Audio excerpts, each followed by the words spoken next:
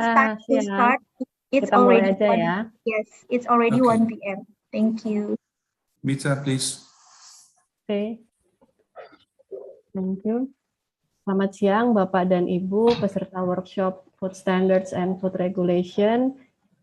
Terima kasih telah hadir pada hari kedua ini. Pada sebelumnya kemarin lusa ya tanggal 16 kita sudah mendengarkan dari opening dari Pak Wahyu, Karsten, Prof. Dedi, dan materi dari Prof. Dedi dan Mr. Allen.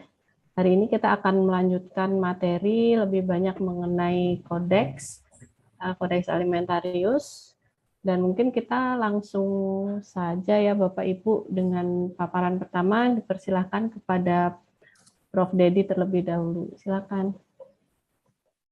Baik, terima kasih Mbak Widi. Hello everybody. Assalamualaikum warahmatullahi wabarakatuh. Very good afternoon. So I will be the first to present the Codex material. So I will share the screen now. Please wait for a while.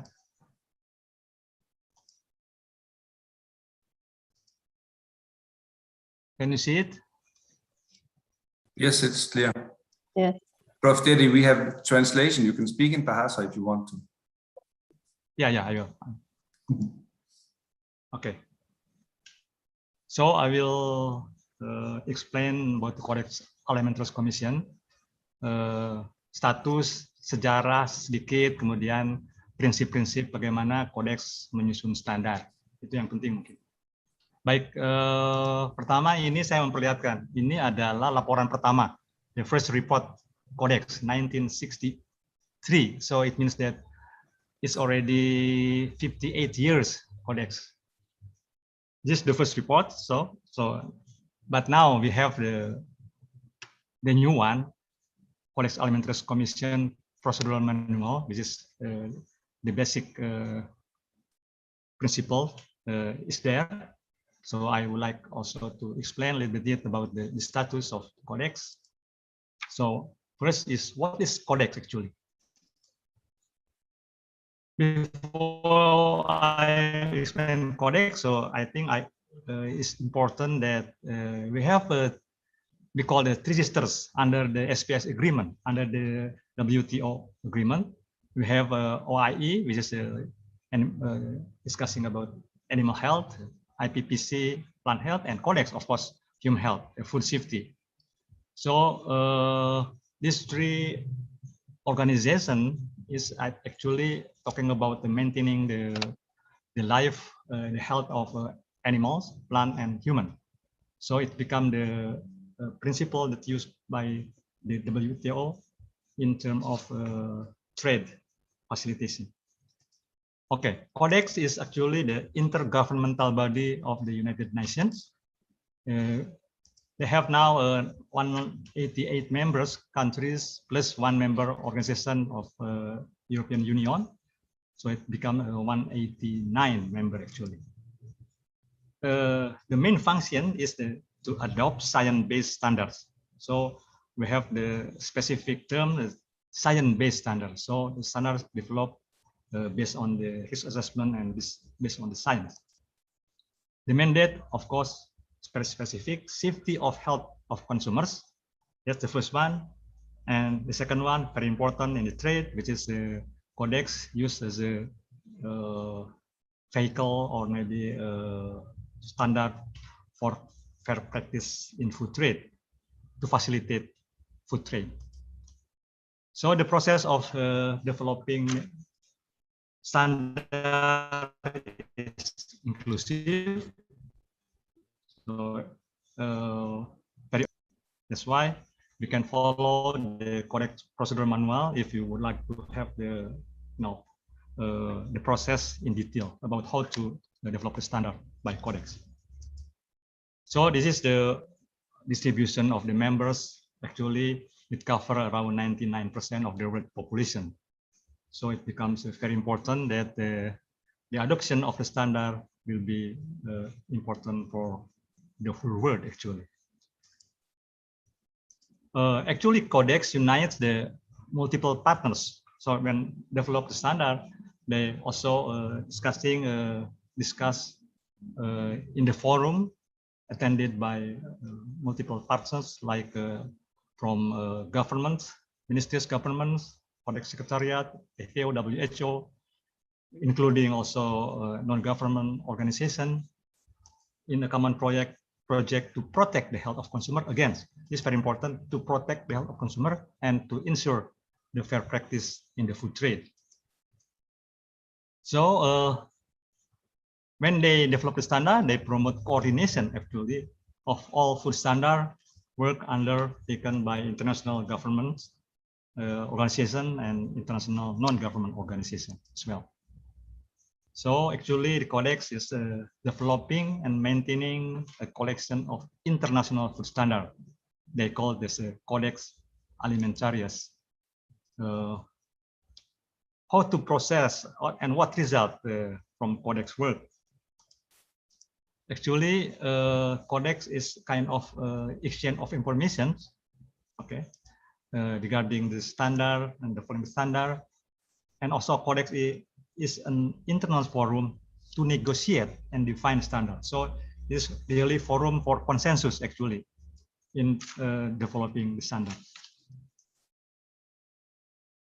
Very important that actually Codex standards are not obligatory, and each country decide to how to apply them. So it doesn't mean that Codex is mandatory for the members of the member country, but actually each country have to decide how to apply them. But also it's very important, Codex standard by themselves do not guarantee food safety, because you need an effective control system in place if you like to improve or increase the food safety in the country.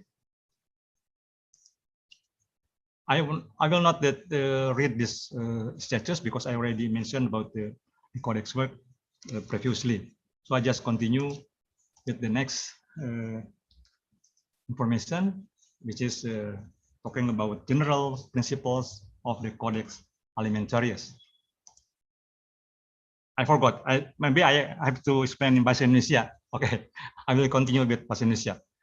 Jadi tujuan daripada Codex actually itu salah satu yang penting adalah bahwa Codex itu adalah merupakan suatu kumpulan dari standar yang diadopsi secara internasional. Dan yang penting adalah bahwa dipresentasikan, disusun dalam suatu bentuk yang uniform. Nah, ini penting. Uniform mengapa? Karena memang dalam perjalanannya Codex itu selalu melakukan revisi macam-macam. Dengan demikian, kalau formatnya uniform, mudah sekali dilakukan revisi tersebut. Dan sudah tentu diulang-ulang ini. Saya tadi mengulang ini bahwa tujuan daripada standar tersebut dan related text itu termasuk juga code of practice dan guideline ya. Itu tujuannya selalu diulang-ulang untuk melindungi kesehatan konsumen dan untuk menjamin perdagangan yang adil, perdagangan pangan yang adil. Jadi selalu dua itu selalu dibawa-bawa untuk kesehatan konsumen dan untuk perdagangan. Ya. Jadi di samping itu juga dengan adanya kodeks standar itu juga digunakan untuk membantu melakukan harmonisasi di antara negara-negara yang berkecimpung di dalam perdagangan tersebut, dalam rangka juga memfasilitasi perdagangan internasional tersebut. Skopnya, nah ini saya kira penting juga diketahui bahwa skopnya itu adalah standar untuk pangan semuanya, baik itu olahan, proses, semi olahan, semi proses, dan mentah. Jadi semuanya disusun standarnya oleh Codex, dan penting lagi bahwa itu untuk distribusi kepada konsumen. Nah sudah tentu distribusi berarti peredaran, berarti juga terkait dengan perdagangan. Makanya Codex itu selalu mengatakan tujuannya adalah melindungi kesehatan konsumen dan melindungi dan memfasilitasi perdagangan yang adil. Nah, apa yang diatur dalam Codex atau dikembangkan standar dalam Codex itu sangat spesifik, dan saya kira saya sudah menjelaskannya waktu kemarin 2 hari yang lalu terkait dengan regulatory framework di Indonesia. Jelas sekali bahwa yang diatur atau dikembangkan standarnya adalah food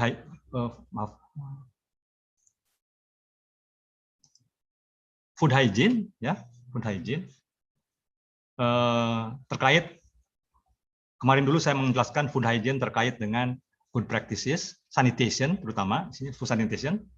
Kemudian sangat spesifik food additives, banyak sekali food additive yang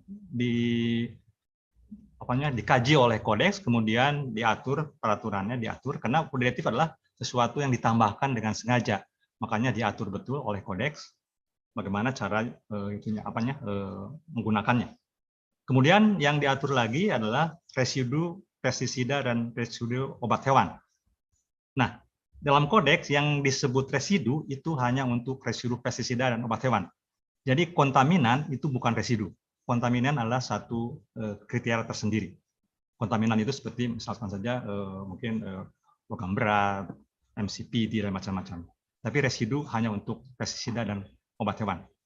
Kemudian juga yang diatur adalah label dan iklan, labeling and presentation method.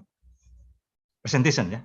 Kemudian juga metode analisis dan sampling itu juga dibahas di dalam Codex. Dan sudah tentu yang terakhir adalah import and export inspection and certification, karena itu terkait dengan perdagangan tadi.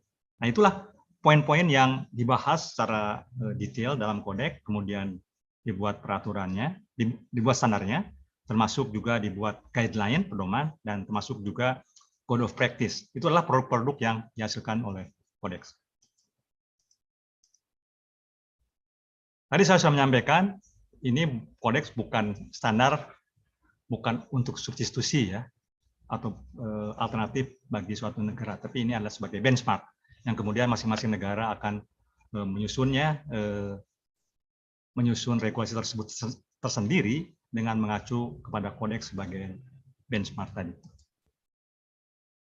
Saya tidak akan membaca ini karena ini terkait selalu dikatakan bahwa menjamin kesehatan konsumen, kemudian juga dilabel secara benar dan sebagainya.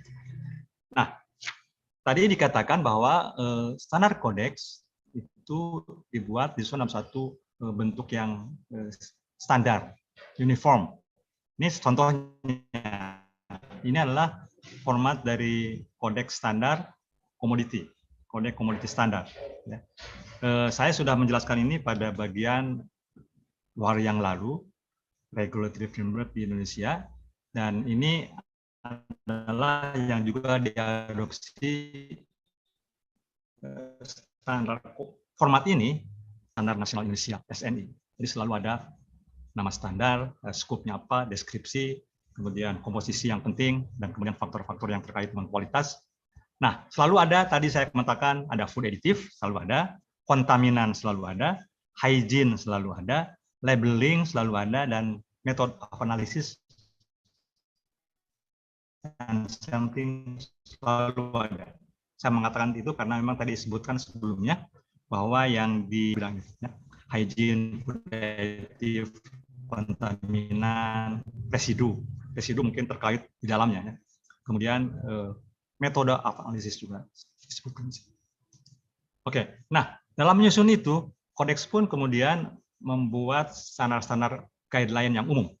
Contohnya misalkan saja pada saat bicara food additive, maka mereka merefer kepada general standard. Indonesia pun sama. Indonesia kalau Badan POM mau menyusun standar, acuannya adalah GSFP ini. Ya. Formatnya juga diikuti dari GSFP, sama seperti juga yang lain-lain. Kontaminan juga ada pedomannya yang harus diacu, yaitu Hsccp, General Standard for Contaminant and Toxin in Food. Kemudian juga untuk hygiene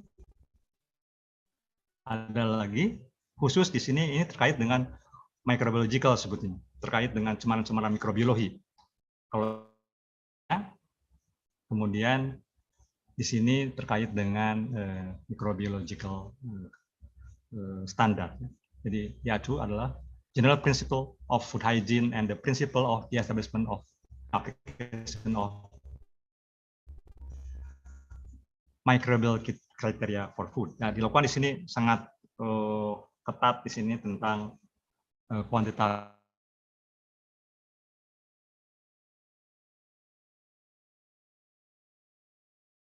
yaitu mengacu kepada General Standard for Labeling Prepackaged Food.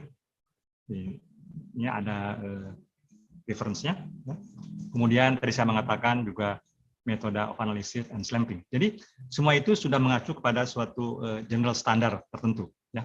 Jadi nanti hadirin yang ingin meneliti lebih dalam, ini bisa di-download gratis. Semua kodeks itu luar biasa.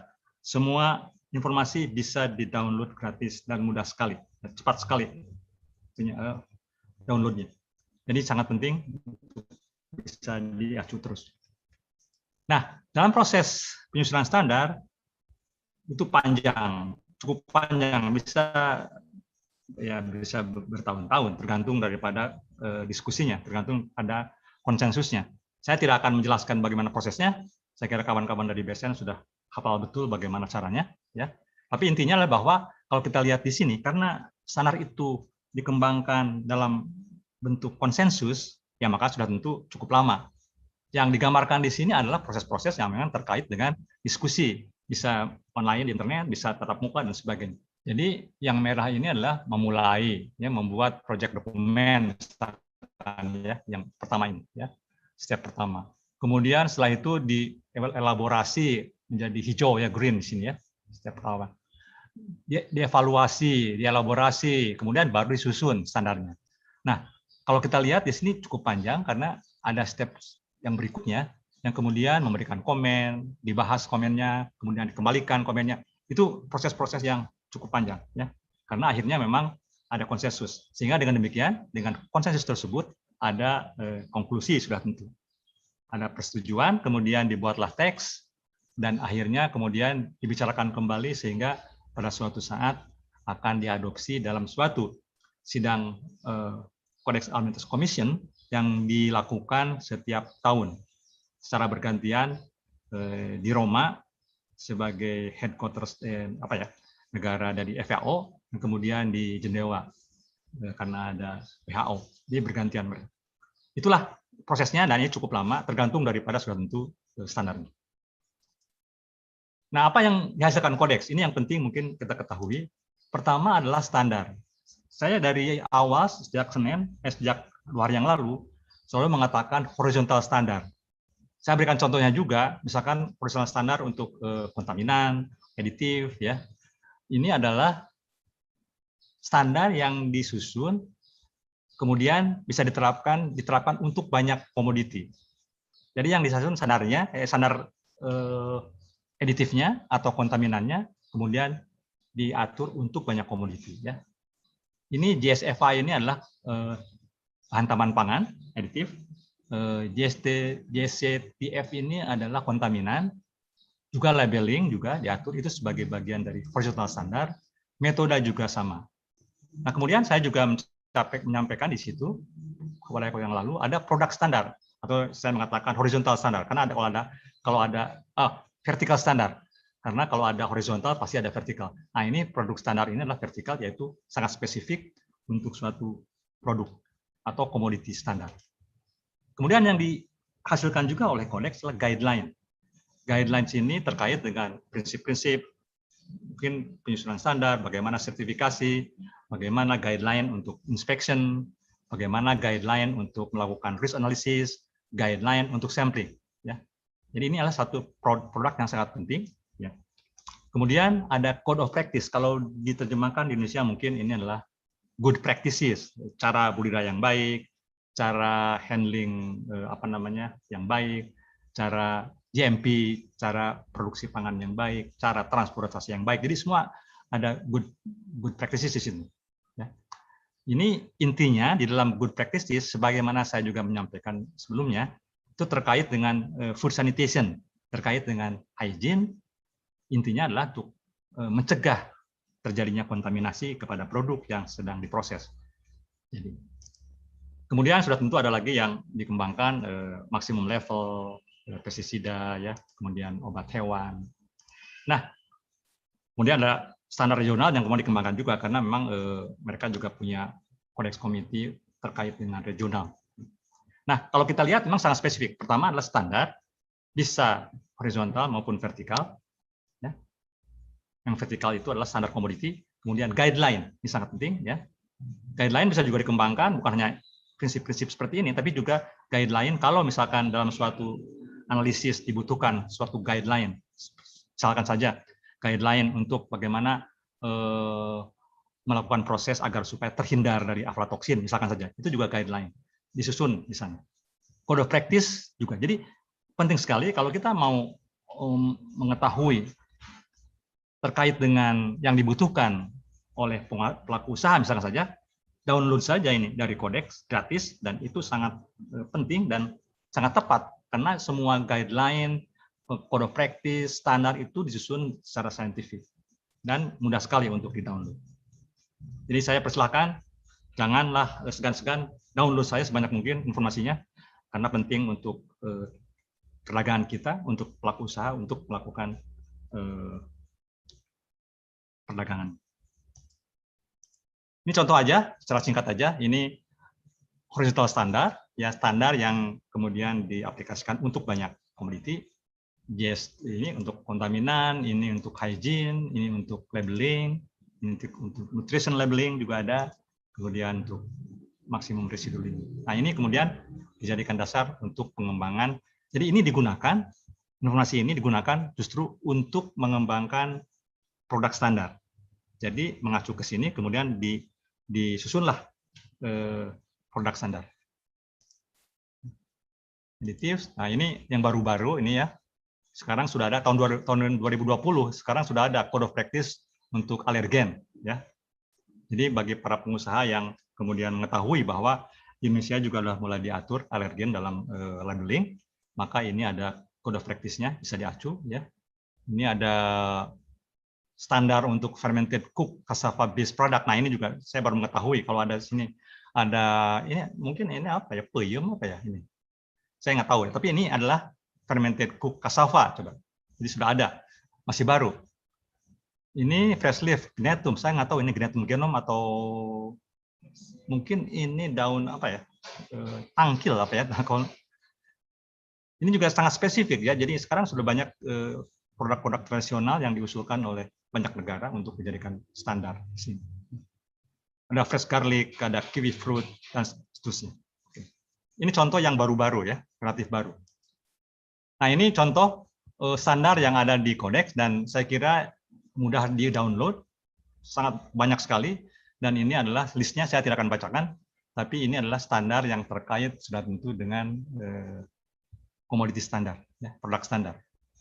Ada salmon kaleng, ada madu, ada apple sauce kaleng, dan banyak lagi. Dan ini kalau standar ada kodenya CXS di sini standar di sini. Kemudian yang mengeluarkan ini ada komitinya, kan? Codex Committee on Food Labeling. Misalkan di sini terkait dengan labeling. Ada lagi Codex Committee on apa ya? Ini mungkin fish product sini dan sebagainya. Dan kemudian bisa di-download, bisa dalam bahasa Inggris dan bahasa yang lainnya. Kecuali bahasa Indonesia nggak ada. Tapi bahasa Inggris ada, tinggal di-download di situ. Ini standar, ini guideline, tadi saya menyampaikan. Banyak sekali guideline di sini yang bisa kita gunakan untuk membantu para pengusaha pangan dalam mengembangkan produknya. Ya. Ada guideline untuk klaim, labeling, dan sebagainya. Ya. Saya akan terus saja. Dan ini adalah code of practice-nya. Code of practice bagaimana melakukan good practices, misalkan di sini, bagaimana code of practice untuk mengalengkan buah-buahan, dan sebagainya. Jadi semua itu sangat penting dan informasi itu luar biasa. Kita kaya informasi, jadi kita kalau tidak memanfaatkan, kita rugi. Ya. Jadi itu penting untuk di-download dan dipelajari. Banyak sekali, bisa dipilih. Nah, ini hanya untuk menjelaskan saja bagaimana organisasi Codex ini. Ada Codex Alimentarius Commission yang nanti akan membuat mengetok palu kalau sudah standarnya dibicarakan ya secara konsensus, mengetok palu setiap tahun di Roma atau di Jenewa. untuk dijadikan standar resmi dari Codex.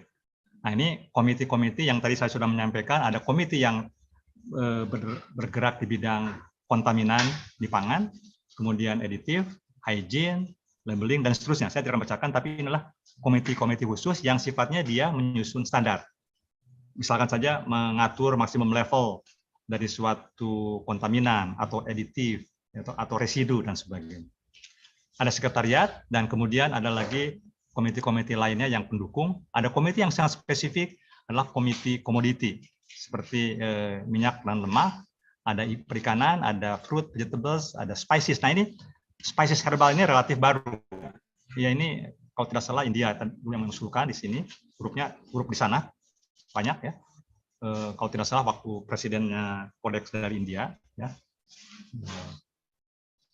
Kemudian ada lagi, kalau ini komoditi bisa selesai. Dulu banyak sekali ada komite untuk yang milk dan macam-macam ya. Tapi kalau sudah selesai tugasnya selesai. Ini yang sekarang masih berkembang adalah ad hoc untuk antimicrobial resistant. Karena ini sangat penting sekali dan ini terus bergerak karena sangat penting. Dan kemudian ada lagi komite-komite yang berbasis dari wilayah negara, benua di sini ya, Afrika, Asia dan sebagainya. Dan ini dimanfaatkan oleh masing-masing anggota Codex untuk menjadi wahana diskusi sebelum mereka mengusulkan di sidang Codex. Karena perlu ada lobby-lobby di antara kelompok ini agar supaya nanti bisa didukung dalam pembicaraan atau sidang-sidang di Codex. Itu kelompoknya dan saya kira jelas bahwa dengan ini ujungnya adalah membuat standar. Jadi General Subject Committee nanti akan membuat standar tersebut. Nah, sekarang bagaimana? Yang penting adalah bagaimana menyusun standar tersebut ya sampai diadopsi. Ini penting. Basic principle dalam menyusun standar adalah berdasarkan analisis risiko. Dan Codex sudah mengembangkan ada 3 komponen analisis risiko yang digunakan, yaitu pengkajian risiko, ya, risk assessment, manajemen risiko, dan komunikasi risiko. Semuanya itu tujuannya adalah untuk mengembangkan atau mengestimasi sebetulnya, mengestimasi risiko terhadap kesehatan manusia. Jadi kalau risiko itu kan probability, yaitu yang kemudian dikaji berdasarkan kaidah-kaidah saintifik. Pertama mengidentifikasi bahaya, kemudian mengkarakterisasi bahaya, dan kemudian menghitung berapa paparannya, exposure assessment, baru kemudian mengkarakterisasi risikonya. Itu yang kemudian dikembangkan oleh Codex, sehingga menjadi standar. Dan sudah tentu kalau sudah ada estimasi risiko, maka itu kemudian bagaimana di-measures, mitigasi, di-manage. Nah, salah satu manajemen dari risiko ini adalah dengan menyusun standar tadi. Menyusun standar adalah bagian dari risk management. Nah, sudah tentu penting untuk selalu berkomunikasi dengan stakeholders, ya. Tim ini, di antara tim berkomunikasi dan sudah tentu juga berkomunikasi dengan industri, pihak industri, konsumen, dan sebagainya. Itu prinsipnya, jadi melalui kaidah-kaidah risk analysis. Nah, untuk lebih memperjelas siapa yang melakukan itu, ini adalah karakterisasi dari hazard, dari bahaya yang dibicarakan oleh Codex. Pertama, hazardnya apa? Tadi kita sudah bicara di depan bahwa Codex itu mengatur food additive, ya. Jadi yang dibahas di sini dikaji adalah food additive. Apalagi residu. Residu apa? Residu pestisida, residu obat hewan. Jadi itu juga yang diacu di sini untuk dikembangkan sebagai standar, ya. Apalagi kontaminan. Kontaminan apa? Heavy metal, termasuk mycotoxin. Dan sudah tentu bahaya mikroba. Nah, untuk mengkaji ini sudah tentu ada tim. Tim itu adalah tim pengkaji atau risk assessor. Risk assessor-nya adalah tim scientific team, yaitu seperti JECFA. JECFA ini adalah Joint Expert Committee on Food Additive. Nah, JECFA inilah yang kemudian mengkaji risiko dari bahan tambahan pangan atau aditif, termasuk juga dari kontaminan, termasuk juga dari obat hewan. Itu JECFA yang mengkaji. Jadi mengkaji seberapa bahaya sih itu, kemudian bagaimana safety margin daripada bahaya tersebut. Nah, kalau GMPR jelas ini kaitannya khusus untuk mengkaji residu pestisida. Ya. Jadi semua ini dikerjakan secara saintifik. Mereka ini expert-expert yang berasal dari negara-negara anggota Codex. Bergabung, kemudian melakukan kajian-kajian secara saintifik. Mengikuti suatu kaidah-kaidah yang sangat baku, format risk assessment atau risk analysis. Dan kemudian JECVA juga mengkaji di sini kontaminan, heavy metal, mycotoxin, atau yang lain, sudah tentu. Ya. Kemudian JEMRA ini spesifik untuk mikrobiologi, ya, melakukan assessment di sini, kemudian melakukan kajian-kajian secara kuantitatif, menghitung dose respons, dan kemudian juga menghitung infective dose, ya, sehingga dengan demikian bisa juga menentukan full safety objective, yaitu apa ya? Full safety objective adalah jumlah daripada load mikroba yang ditemukan pada saat kita konsumsi yang kemudian tidak memberikan dampak kesehatan. Jadi itu dihitung. Itu target utama dari kita memproses dan untuk mencapai food safety objective yang kemudian dengan FSO ini akan menjadi kontribusi, akan memberikan kontribusi terhadap ALOP, appropriate level of protection. Nah, itu kira-kira pengkajinya ini, kemudian dari pengkaji ini kemudian memberikan data kepada Codex Committee.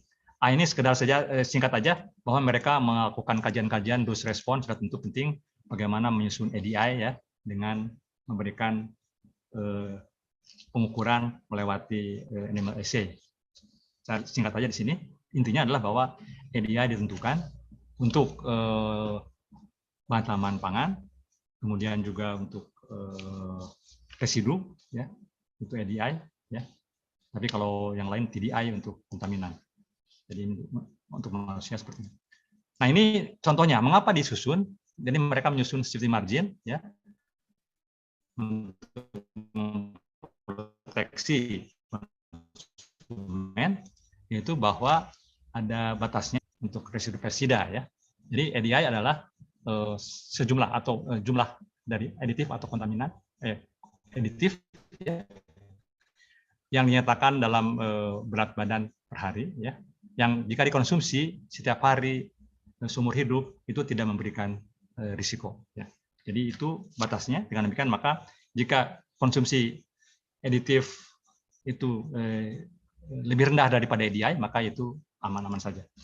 Kalau TDI adalah tolerable daily intake untuk kontaminan, definisinya mirip, tapi ini diterapkan untuk kontaminan. Istilahnya sama, istilahnya sebetulnya definisinya sama, tapi istilahnya berbeda. Tolerable diterapkan untuk kontaminan, acceptable diterapkan untuk aditif. Mengapa? Karena aditif ditambahkan dengan sengaja. Jadi istilahnya acceptable. Tapi kalau kontaminan kan tidak sengaja ada dalam pangan. Sehingga dengan demikian istilah menjadi tolerable. Dan kemudian untuk mikrobiologikal kita dihitung infective dose, sehingga jika ada konsumsi di bawah, di sebelah kiri dari garis merah ini, itu masih aman. Jika ada konsumsi di sebelah kanan dari merah ini, berarti dia sudah berisiko. Harus dilakukan tindakan manajemen, termasuk juga mengatur standar.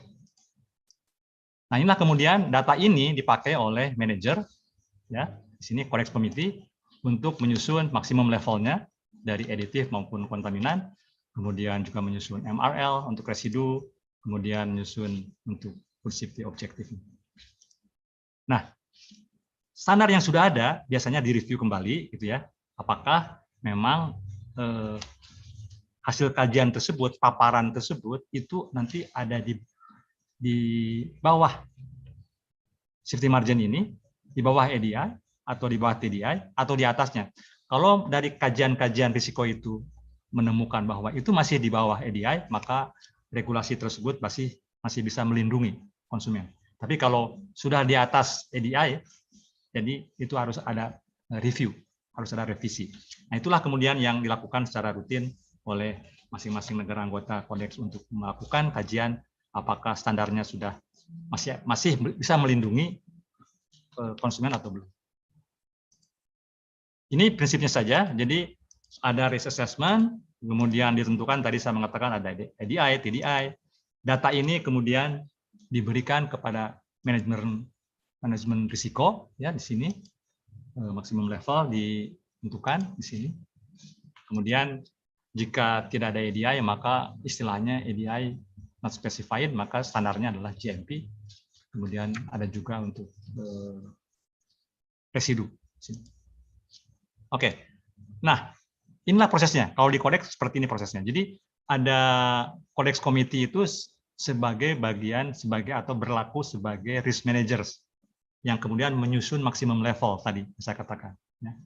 Datanya diberikan oleh risk assessor dari JEMRA, JECFA, JMPR itu mengkaji risikonya.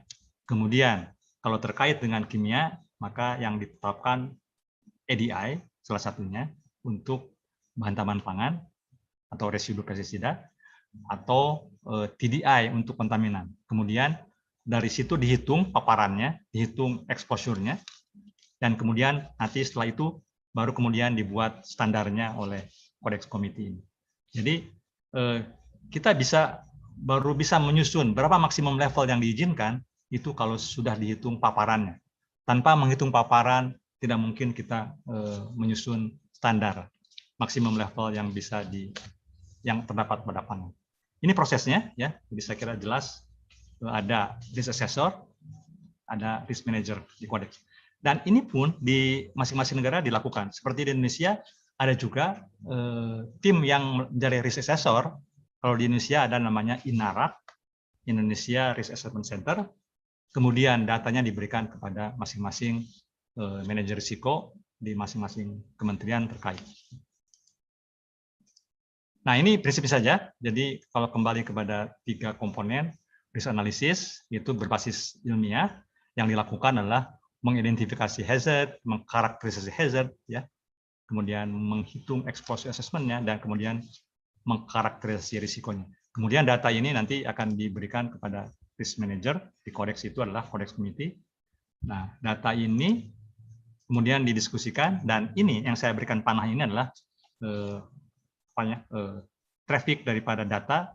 Di sebelah kanan ada data EDI, ada data TDI, ada data juga microbial risk assessment data, kemudian diberikan kepada manajer untuk dibuat standar. Itu proses-proses yang terjadi di Codex. Nah, kalau dikaitkan dengan kesemuanya, ini mungkin yang penting saya kaitkan dengan WTO, karena sangat penting Codex sebagai benchmark bagi WTO, seperti ini kira-kira. Jadi selalu ada agreement di antara member country dengan WTO, ya, SPS agreement, di mana dikatakan bahwa di situ bahwa dikaitkan dengan regulasi internasional yang harus berbasis scientific dan berdasarkan assessment. Jadi dikatakan bahwa kalau menyusun suatu regulasi harus didasarkan atas risk assessment dan atas dasar ilmiah. Jadi kalau tidak dilakukan itu tidak bisa. Jadi kalau kita melakukannya tidak benar, nanti bisa kalah di dalam perdebatan di WTO. Tapi semua standar yang dibuat berdasarkan scientific dan assessment itu yang kemudian akan diterima. Jadi dengan demikian maka dikatakan juga di sini bahwa setiap negara boleh saja membuat tindakan atau mengatur gitu ya, regulasi untuk melindungi kehidupan dan kesehatan konsumennya, ya. Tapi sudah tentu jangan asal-asalan sehingga mengganggu perdagangan. Jadi harus betul-betul atas justifikasi ilmiah. Oleh karena itulah maka dalam artikel 5 SPS Agreement itu mengatakan bahwa setiap negara menjamin SPS measures berdasarkan assessment terhadap risiko. Jadi berdasarkan kajian risiko terhadap manusia, hewan, dan tanaman. Ya, itu dasarnya. Jadi itu yang kemudian menjadi bagian yang disepakati bersama antara member country dengan WTO. Maka dengan demikian, maka WTO akan menggunakan standar dari benchmark jika ada dispute di antara negara-negara anggota dalam perdagangan internasionalnya. Jadi ini prosesnya. Jadi digunakan data ini, standar ini digunakan oleh WTO jika ada masalah. Kemudian bagaimana cara menyusun standarnya? Jadi nanti manajer risiko ini adalah Codex Committee, ya, itu meminta kepada mengkaji risiko, assessor. Nah, sudah tentu berdasarkan permintaan juga dari anggota dari Codex ya, untuk melakukan assessment, di mana kemudian risk assessor akan melakukan kajian-kajian, tadi saya sampaikan, dari mulai identifikasi bahaya, mengkarakterisasi bahaya, kemudian melakukan kajian-kajian exposure, paparan, dan sebagainya. Ya. Nah, ini adalah bagian daripada tim, dan kemudian nanti setelah dikaji, maka dia akan membutuhkan data yang kemudian ekspertisnya bisa diambil dari banyak negara, ya, karena ini adalah forum saintifik, forum ilmiah, ya. Kemudian dikaji, dan kemudian setelah dikaji diberikan scientific advice-nya kepada manajer untuk dijadikan standar. Jadi yang menyusun standar adalah risk manager ini, berdasarkan data saintifik dari risk assessor, yaitu JECVA, JMPR, dan JEMRA. Nah, kemudian disusun standarnya, disusunnya standar, kemudian code of practice, disusun guideline, seperti saya sampaikan tadi, inilah produk dari Codex, standar, guideline, code of practice, dan teks lainnya, diberikanlah kemudian ini, dan diadopsi oleh negara anggota. Ya, kemudian sudah tentu dibutuhkan suatu input ya di antara keduanya dalam rangka menyusun standar tersebut, sehingga sampai akhirnya standar tersebut diadopsi dan diketok palu setiap tahun di sidang komisi Codex. Dan sudah tentu di sini ada pertukaran informasi, dan itu kira-kira bagaimana hubungan antara Codex komite ya dengan risk assessor, dengan negara anggota, dan dengan WTO. Jadi jelas sekali gambarannya bahwa itu penting sekali dalam melindungi kesehatan manusia dan juga memfasilitasi perdagangan yang adil, karena kita bicara ada WTO di sini. Nah, ini mungkin penggunaan ini nanti akan saya sampaikan setelah Elaine nanti menyampaikan kalahnya. Jadi saya stop dulu sampai di sini. Saya kembalikan pada Mbak Didi. So I think this is my resume, conclusion of the first presentation. So I will later will be continued by Mr. Elaine. So thank you very much. I will stop share here now. Okay. Thank you. Baik, terima kasih Prof. Dedi untuk paparannya. Selanjutnya akan dilanjutkan oleh Mr. Alain. Please, Mr. Alain, time is yours.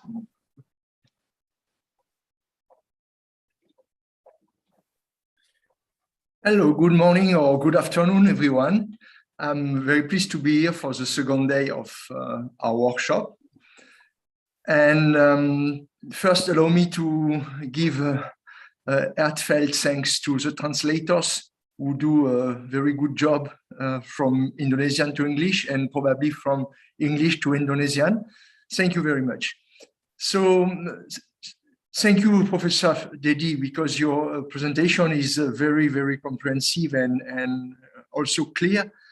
And we know that the Codex standards are very useful for all the member states and also for all the private business operators as reference. And I will, with a few slides, I will illustrate how the Codex standards have been used in EU regulations.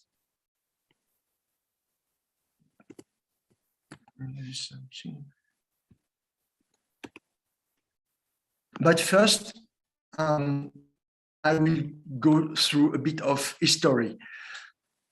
Very few people know that the Codex Alimentarius started as Codex Alimentarius Europaeus, means European Codex Alimentarius. That was a proposal from Austria with the consent of all the European states in 1954 to create a specific assembly or a specific grouping to deal with food quality standards. And after the first years of working on this concept, in 1960, the FAO Regional Conference for Europe has recognized the usefulness of this assembly. And they integrated and they proposed to the FAO International Conference to adopt and to enlarge this concept. And so in the 60s, the first regional conference agreed that there should be a joint FAO World Health Organization program to develop Codex food standards. Then immediately in 1961 and 1962, the resolution number 1261 at the 11th FAO conference established the Codex Alimentarius Commission, starting from what was a European institution or committee to discuss food standard. Within a few years, it became recognized and adopted as international institution. And in 1962, this Codex Alimentarius Commission was requested to create the Codex Alimentarius itself, means the collection of standards, and accompanying joint FAO-WHO programs to develop all the tools which Professor Dedi has presented.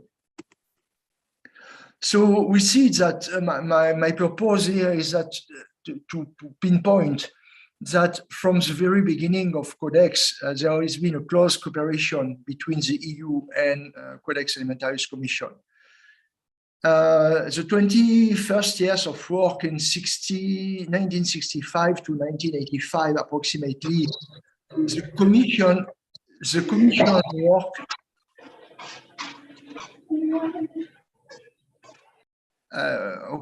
Okay, sorry.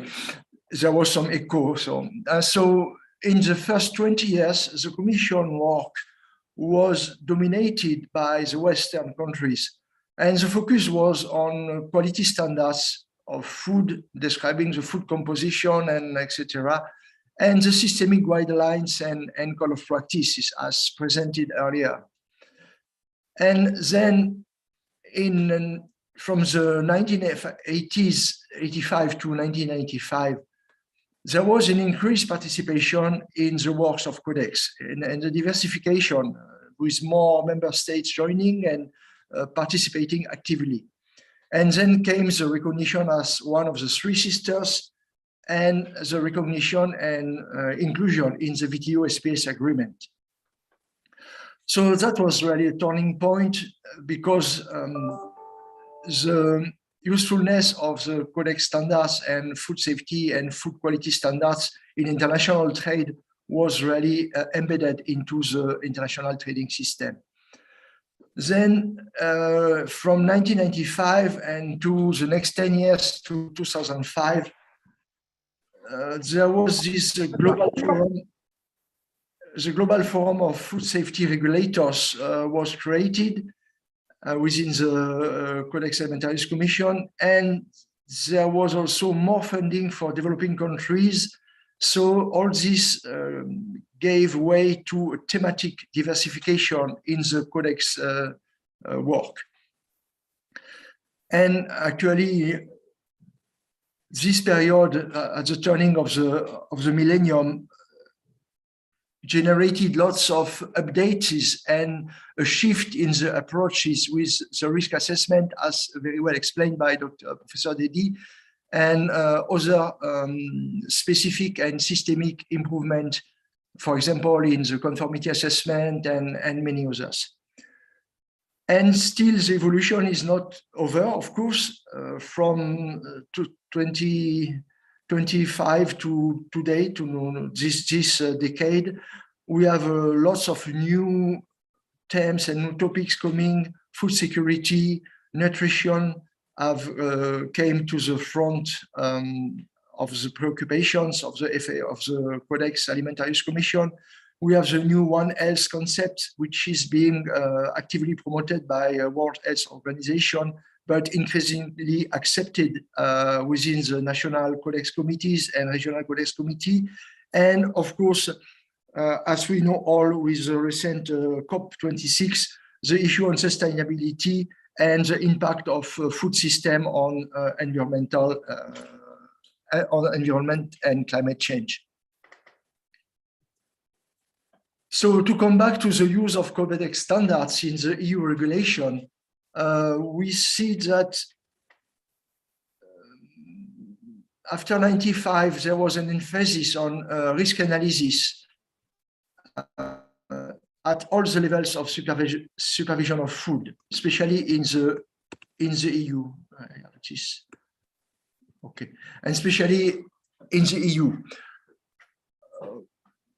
Just a short reminder on the risk assessment, which is science-based, as explained earlier in much more detail. We have the specific scientific or reference committees of the Codex Alimentarius Commission, which provide a basis for the risk assessment. And then risk assessment is a policy-based action. And that's the different Codex committees who prepare standards, guidelines, or recommendations. Of course, Codex being an international entity, their purpose and the mandate of Codex is not to enforce, because risk management is understood at national level as the implementation of measures to mitigate or to prevent risk. But Codex is international, and so it provides more of an overall framework and reference and benchmarks for under the form of standards to facilitate the implementation of risk management measures in the member states. Of course, risk communication is also under the purview of Codex, and Codex does this through interactive exchange of info, ideas concerning risk. And again, this is the value of Codex is that it's an international body, so it can integrate and it can synthesize all the data and all the experience on risk communication, and it can also highlight the needs for support or the needs for new systems. And this is particularly true today with the development of IT-based and the social media approach.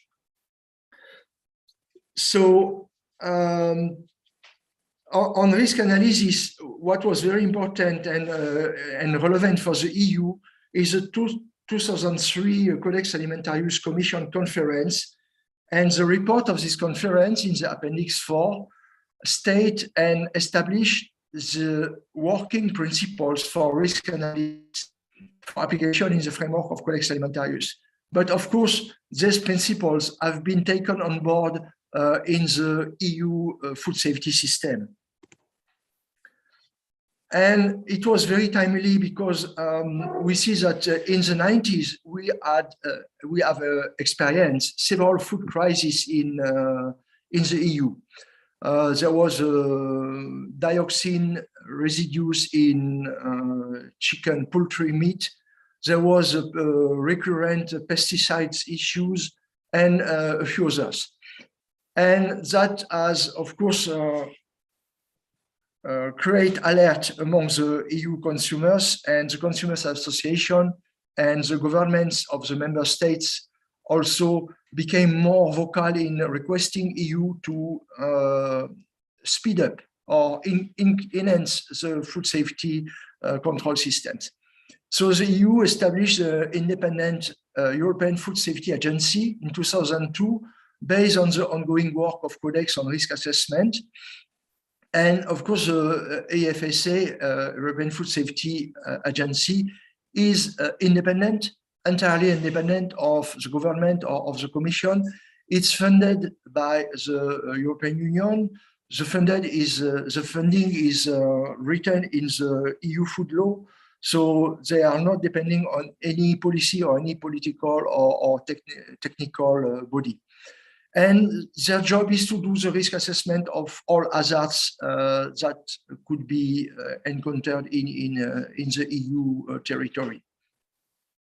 So that was one first and very important legacy from the Codex, or benefit of the interaction between the EU and the Codex.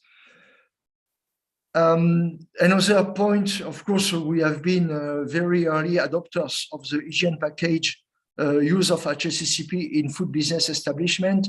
Again, as I explained yesterday, these dispositions, these arrangements are included in the EU food law regulation 178 of 2002. the hygiene package, the rule on general hygiene, and the rule on meat inspection as well. All these arrangements are directly not, I would not say transposed, but are directly developed based on the Codex text. And at this point, I would like to make an overall comment. There is no, when you read in detail the EU regulation and the text, there is very seldom and almost never you will find a direct reference to a codex text. And nevertheless, if you go into the detail, for example, you take the Hsccp, the Hsccp code is described in the annex of the regulation 852 and 853. And if you read it, it's the exact wording of the Codex one. So it's just a copy, not just a copy and paste, but it's really very close to the original Codex text. But simply the reference is not mentioned. And so there are several other Codex standards that are reflected into the or fully taken into account and put into practice by the EU food safety system. Of course, the guidelines for the exchange of information between countries on rejection of import food, this has been a base for the rapid alert system for food and feed. We have the guidelines for the design, operation, assessment, and accreditation of food import and export inspection and certification system. This is also, we can say that these guidelines were reflecting what was done in the EU at the time, and the EU has further aligned and harmonized their practice across member states based on this Codex text. Guideline for the development of equivalence agreement. This one, this is not a very good example, I am afraid, but while the EU strives to develop, to use these guidelines, there is no example of equivalence agreement in the area of food safety standards or food standards. So we don't have much fully developed equivalence agreement. Of course, we use these guidelines in the area of external trade, and when the EU is developing EPA with third countries as part of their external cooperation policy. And of course, the last one, the guideline for the assessment of competence of testing laboratories, importing in import and export for food. This guideline, basically, it was a predecessor of the ISO 17025 standards. As you can see, the date is 1997. That was shortly before the standard was issued. So now it's a bit of dual use, but still, of course, this is taken in account in many of the EU regulation. There is a mention that, for example,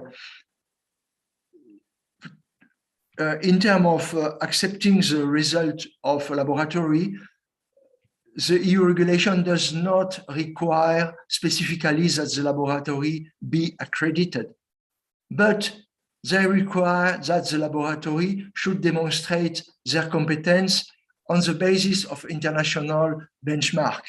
And this is a reference to this guideline. What is important is that the fact that the laboratory can demonstrate they are capable of delivering results which are reliable and with on a regular, on a routine basis. And that was the meaning of this guideline. many other principles or guidelines are used in the EU regulation. Of course, Professor Dedi gave some detail on the microbiological risk assessment, and this is directly included in one of the regulation which I presented yesterday on microbiological risk in foods. The same for contaminants and toxins in food and feeds. And of course, for the labeling, again here, the EU regulation do not state and do not reference directly the Codex standards. And it is so because the Codex standards are valid for all the countries of the world. It's done by consensus. So it is a set of disposition, and the Codex standards have such content that can be accepted and useful for all the members.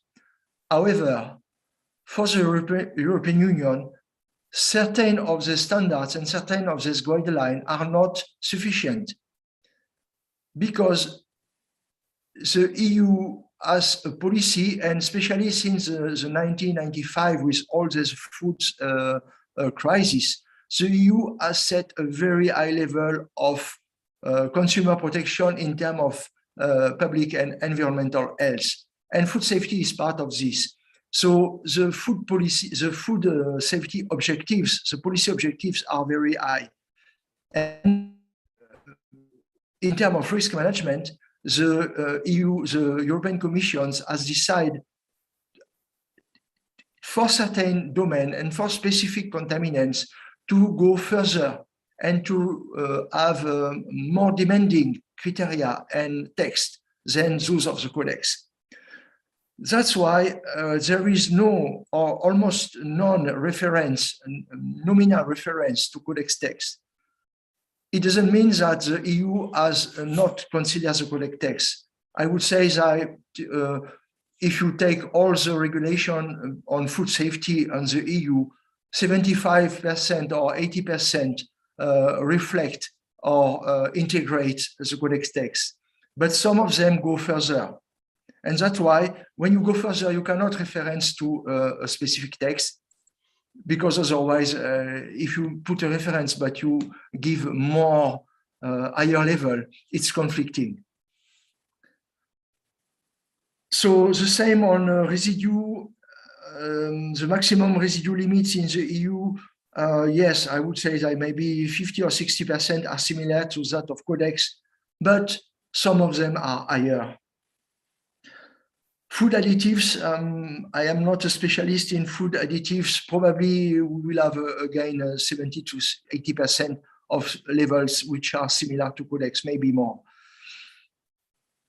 So it's very important that the cooperation between EU and, as Professor Dedi told earlier, the Codex Alimentarius Commission has 187 members, and there is only one regional block, regional grouping, which is a member, and the EU is a full member, in parallel to being, each of the EU member states are part of the Codex, but the EU as such, as an entity, is also a member. And that's the only one. You don't have ASEAN yet, and you don't have ALENA or any other groupings. So the EU and the EU is a major actor in the field also of food science and standardization. And that's why we can say that the development of Codex standards has been influenced by EU member states. And also, of course, the EU member states and the EU experts have contributed to the development of international standards, which underpin the food law. And this is done through support on scientific matter. We have the Food Safety Agency, as I stated earlier. We have also the Joint Research Committee, which is an EU institution which is responsible for planning and developing the research program across all the topics and all the member states of the EU. So GRC is also contributing interest in food research and contributing to the advancement of scientific knowledge in this. And yeah, of course, European experts are members of the joint committees that were presented by Professor Dedi. We have also many other experts from other countries in the world. But in terms of scientific cooperation and scientific contribution, EU is also central to the Codex work.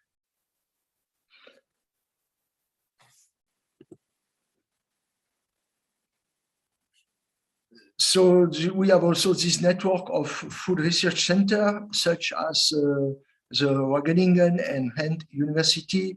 We have the National Research Institute in the UK. Okay, now, since it's more like an independent and third country, but let us say, we have many other groupings. And yes, as I told, this creates a community of scientists which are working both within the EU research institution and within the other joint committees, as explained earlier. We have also specific committees dedicated to food safety, the Food Safety 4.eu, which is a grouping of technical and scientific experts. We have the EFSA research platform, which is also specifically in EFSA, they have the pure research. And then you have other bodies which are developing the risk assessment process and carrying out the risk assessment process. But the research is separate from the risk assessment. There is an international panel of experts on sustainable food systems, which is more recent, and it's more related to environment and climate change than on food safety, but still interlinked. We have this Food to 2030, which is a very long-term, and it's a research program on the food system. There is a EIP, this European Innovation Platform for Agriculture, European Information and Technology on Food. These are all programs which are funded by the European Union to develop new food system or to develop or improve the way the EU is consuming and controlling the food. So in summary to this presentation, yes, of course, the EU is taking full account of international standards and has a fully developed cooperation with the Codex. Of course, EU is committed to the SPS agreement, and Article 3 says that we shall base the SPS measure on international standards. Okay, so that's taken. That's the first steps. In the EU regulation, we know and we can demonstrate that all the key principles recommended by the Codex are always taken into account. The regulatory work, the preparation of the EU regulation is largely always done in consultation with international organizations such as the Codex. We have seen that for a large number of EU regulation, certain parts of the Codex Alimentarius Commission standards are blended into the regulations. Blended, I mean the text is added as such in the regulation, but there is no specific and formal reference to Codex standard for the reasons that I have explained earlier. And we have only a very few Codex product standards which are similar to Codex ones.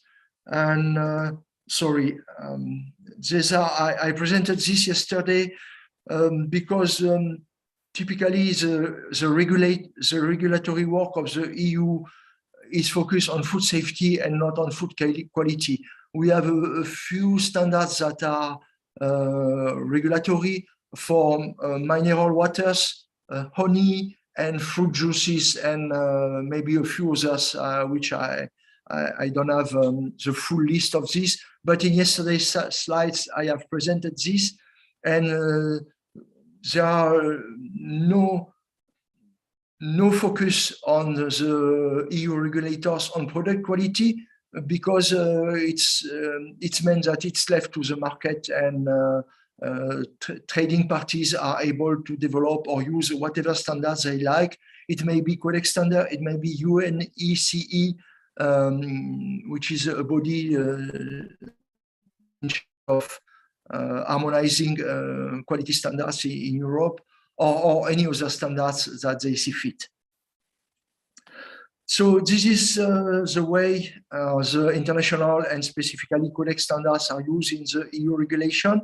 Thank you for your attention. Now we will see what is the situation on the Indonesian use of standards, of Codex standards. Over to you, Professor Dedi.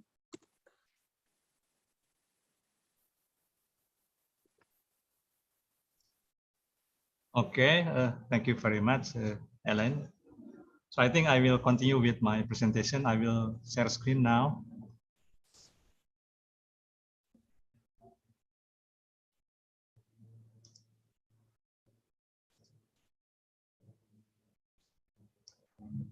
I will explain about the use of Codex standard in Indonesian regulatory system very briefly, because I will already explain also in the last presentation, the last webinars. So I will start with this slide.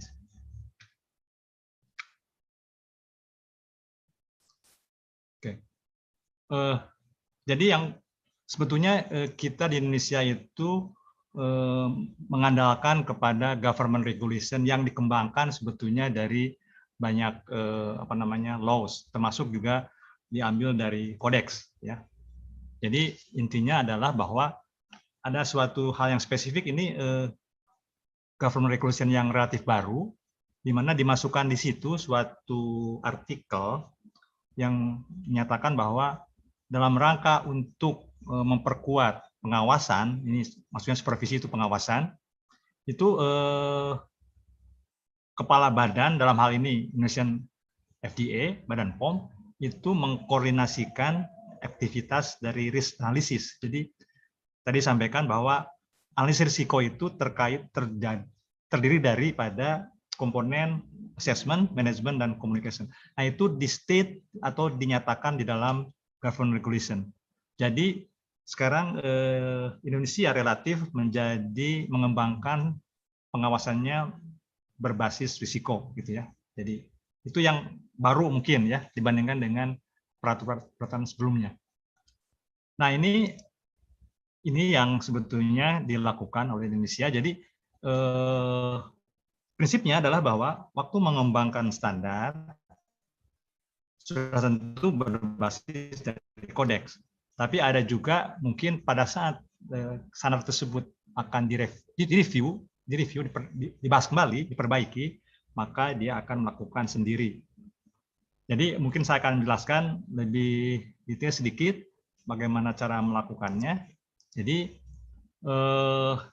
ini adalah konsepnya. Jadi dari artikel tersebut, dari pasal tersebut dinyatakan bahwa analisis risiko keamanan pangan dijadikan dasar untuk pengawasan, gitu ya.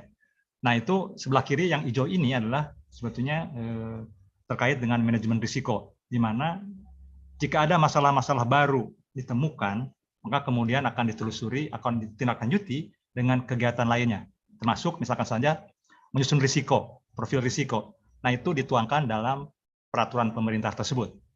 Jadi ada suatu artikel 58, bahwa dalam rangka melakukan surveillance, maka terlebih dahulu harus disusun dulu profil risiko.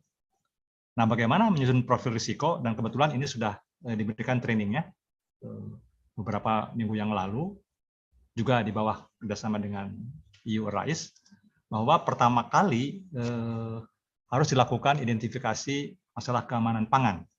Waktu itu diberikan training bagaimana cara mengkaji pasangan bahaya pangan, karena itu akan kemudian dikaji seperti apa bahayanya kalau ada suatu bahaya, hazard dalam pangan, kemudian dikonsumsi, dan itu kemudian dilakukan kajian-kajian.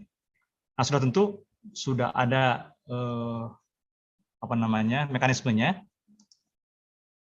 Tadi seperti saya sampaikan di awal, bahwa kemudian dilakukanlah pengkajian risiko jika diperlukan bahwa ada suatu bahaya yang kemudian terdapat dalam pangan dan mungkin memberikan dampak kepada risiko kesehatan daripada konsumen. Dalam hal ini adalah orang Indonesia. Nah, bagi bahaya yang mungkin baru, ya, emerging, maka dilakukanlah kemudian kajian-kajian yang lengkap, yang detail, ya, termasuk menguji paparannya. Dan sudah tentu apa yang saya sampaikan di sini adalah karakteristik bahaya yang kemudian dikaji di situ. Ya, tadi saya mengatakan untuk kimia ada EDI, ada TDI, ya. Kemudian untuk microbial hazard kita melakukannya dengan kuantitatif risk assessment, ya, di sini yang juga sangat detail, gitu ya. Dengan demikian maka nanti akan dihasilkan, tadi saya sampaikan juga ada safety margin dan seterusnya. Nah, umumnya di Indonesia kaidah-kaidah dari kodeks itu digunakan lebih banyak mungkin bukan untuk melakukan assessment yang emerging, tapi mungkin mengkaji apa yang sudah ada.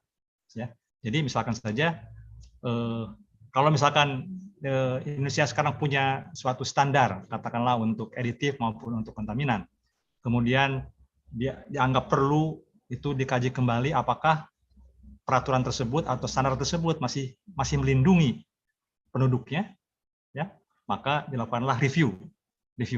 Nah, untuk review ini tidak lagi untuk melakukan atau mengkaji menetapkan EDI atau TDI, bukan, tapi hanya untuk mereview apakah paparan daripada bahaya tersebut masih ada di bawah EDI atau konsumsi per harinya, per kilogram berat badan, apakah masih aman. Maksudnya masih aman adalah masih di bawah EDI yang ada atau yang sudah di atas. Kalau ini ada di sebelah kiri, tadi saya mengatakan bahwa itu masih aman. Artinya regulasi standar masih bisa melindungi penduduknya. Tapi kalau sudah di sebelah kanan, berarti sudah melebihi EDI, maka itu kemudian perlu dikaji seberapa besar kita merevisi dari peraturan tersebut sehingga kita bisa melakukan perlindungan terhadap konsumennya. Jadi kira-kira seperti ini. Jadi dihitung kembali nanti maksimum level yang sudah ada, misalkan saja MRL sudah ada, kemudian dihitung sehingga kita mempunyai maksimum level yang baru, baik untuk aditif ataupun kontaminan. Ya. Jadi standar keamanannya bisa disesuaikan, mungkin diperketat atau dilonggarkan. Kalau dilonggarkan mungkin tidak, ya. Tapi kalau dilonggarkan tidak boleh lebih longgar dari kodeks, ya. Mungkin diperketat kalau memang standar tersebut sudah tidak bisa melindungi, artinya konsumen sudah lebih banyak mengkonsumsi pasangan bahaya pangan tersebut. Nah, itu yang dilakukan di Indonesia, mereview kembali standar. Sudah tentu berbasis risk analysis dari kodeks. Itu yang diaplikasikan.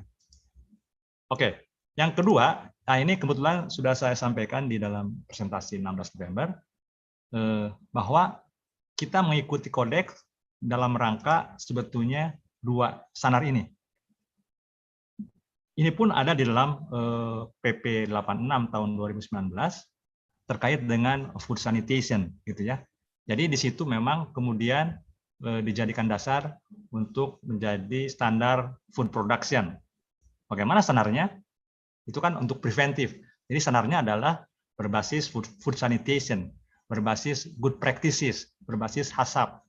Itu yang kemudian dikembangkan sebagai standar produksi.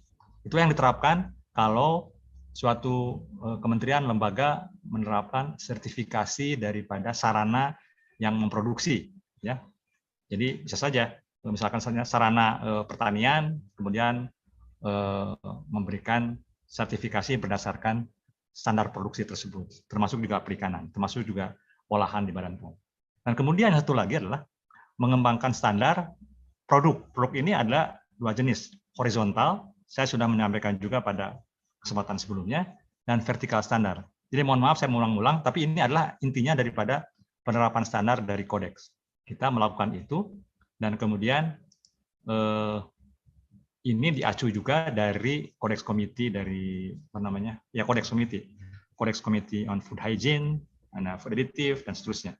Dan kemudian juga itulah yang kemudian dijadikan dasar bagi kita di Indonesia untuk mengembangkan standar maupun mereview standar yang sudah ada agar supaya standar tersebut atau regulasi tersebut masih bisa melindungi konsumen. Nah, tadi saya menyatakan standar of production, standar produksi. Nah, itu yang saya sampaikan sebelumnya. Jadi yang dijadikan dasar adalah dalam PP 86 itu adalah artikel-artikel, pasal-pasal yang terkait dengan food sanitasi, gitu ya. Di mana di situ adalah menghindari penggunaan bahan yang bisa mengancam, ya, pangan di sepanjang food chain, ya. Kemudian memenuhi persyaratan cemaran dan sebagainya. Mengendalikan proses. Saya berikan contoh waktu itu bagaimana mengendalikan proses retorting agar supaya bisa menjamin nilai F0 agar supaya bisa aman konsumsi. Kemudian ada traceability macam-macam. Nah, itu kemudian dituangkan dalam good practices. Itulah yang saya katakan sebagai standard of production. Kemudian standar produk, saya juga berikan contoh. Ini adalah horizontal standard. Saya berikan contoh waktu itu additive, ya, dan juga kontaminan. Dan kemudian juga saya berikan contoh vertical standar, yaitu dikembangkan oleh BSN untuk mengembangkan standar nasional Indonesia. Di sini contohnya Ken Sardin dan Becquerel waktu itu. Dan ini sudah tentu juga berbasis standar dari Codex, berbasis acuan, guideline dari Codex, bagaimana menyusun SNI. Dan saya kira itu semua diterapkan di Indonesia, dan sudah tentu selalu direview, saya kira. Akan bagus sekali, karena memang kita mengacu Codex secara konsisten. Itu mungkin penerapan yang ada terkait dengan Codex di Indonesia. Jadi terima kasih atas perhatiannya. Mari kita lanjutkan sekarang dengan program. Saya stop screen ya. Baik, demikian. Silakan Mbak Widi, siapa ya? Baik, Prof. Dedi, ini untuk kalian berarti sudah juga ya? Saya nggak tahu, apakah dia masih punya lagi nggak? Masih, tapi mungkin... ya. Apakah masih ada dari lain?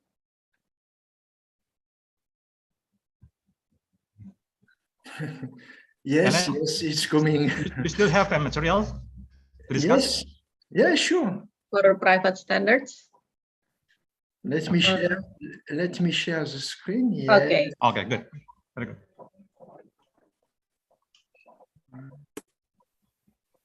Something. Okay. Okay, so we will now move to the presentation on private standards. And of course, it's a very huge topic, and we cannot expect to go into the detail for each private standards. But what I will try to do is to provide you a framework to understand what they are and where they come from and what are the issues. But first, before speaking on private standard, let us review or speak a little bit on public standards. We have all the national or international food safety standards based on Codex or ISO, Hsccp and ISO 20000 family. We know very well that all the standards are for voluntary use and certification. At the same time, they can be used in technical regulation for official controls. And when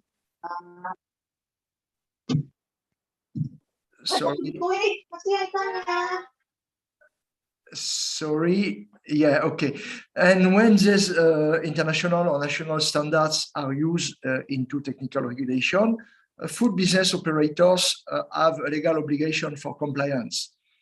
So the countries and the competent authorities can use and can pass this technical regulation as part of the food risk management in response to a perceived market failure or for addressing negative consequence of a food process when it creates unsafe food, when there is too much waste, or when there is fraud, and also for creating public goods.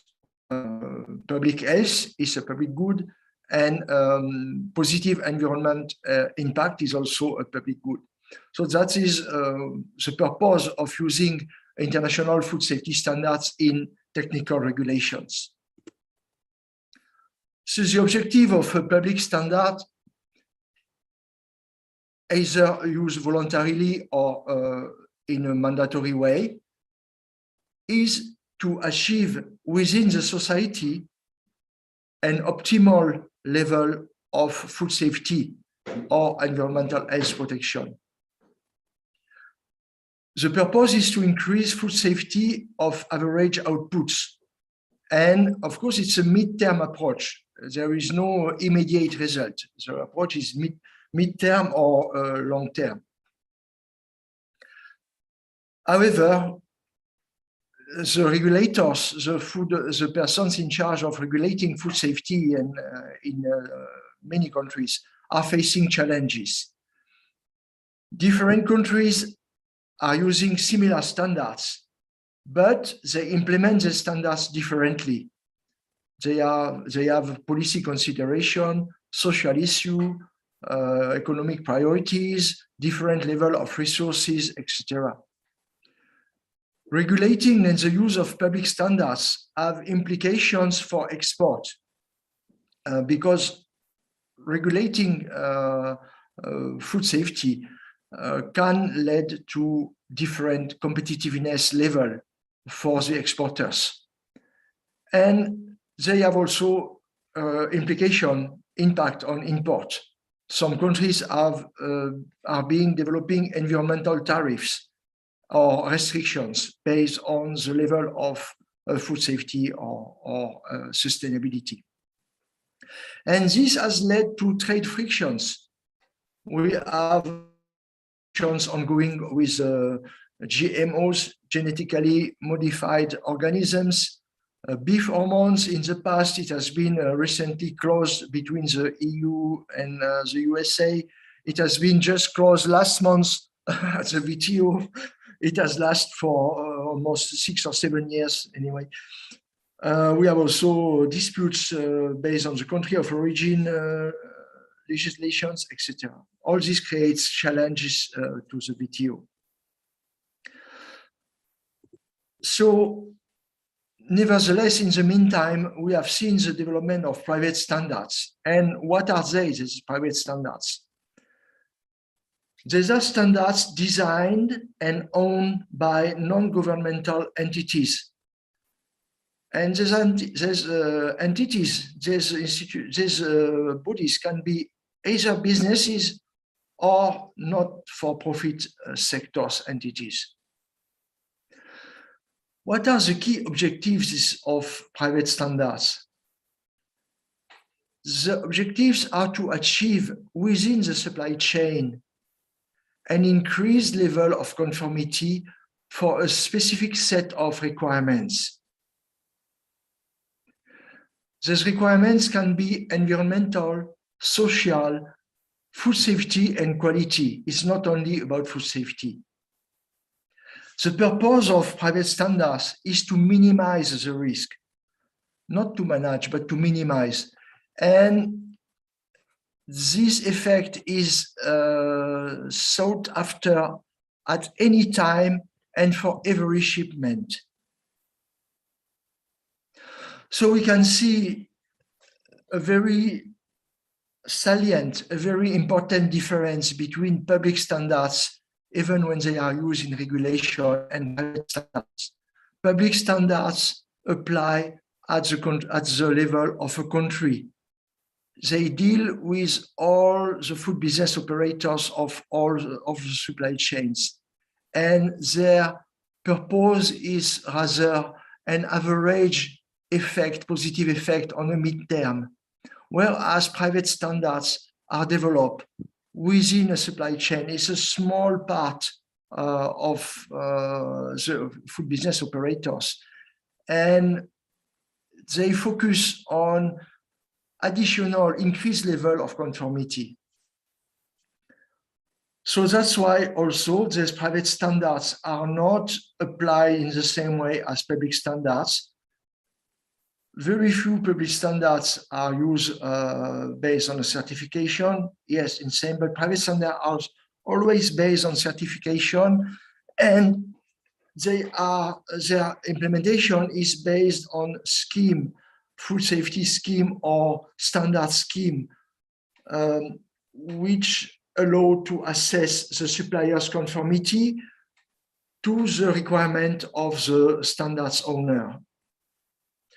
I will come into the detail on this later on. The scheme recognition may include a label placed on the products, and that is what we call in the jargon B2C, business to consumers, when standards are used up to the end user.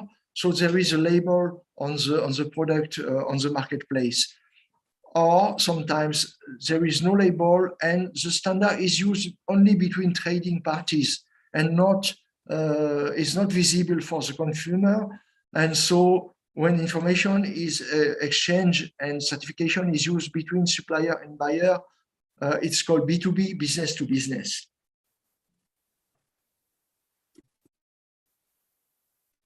So these are a few of these private standards. There is a wide variety, and of course I did not intend to present all the standards, but these are some of the most famous brands and names. So we have the IFS, International Feature Standards, which deal with food safety, mostly in the distribution, but also processing and retail stages. We have the Assured Food Standards, which was developed for the primary production in the UK. We have the Fair Trade Standards here, which is the logo of the food labeling organization. We have product-specific standards, Salmon Safe. We have the Food Alliance. We have the gluten-free certification.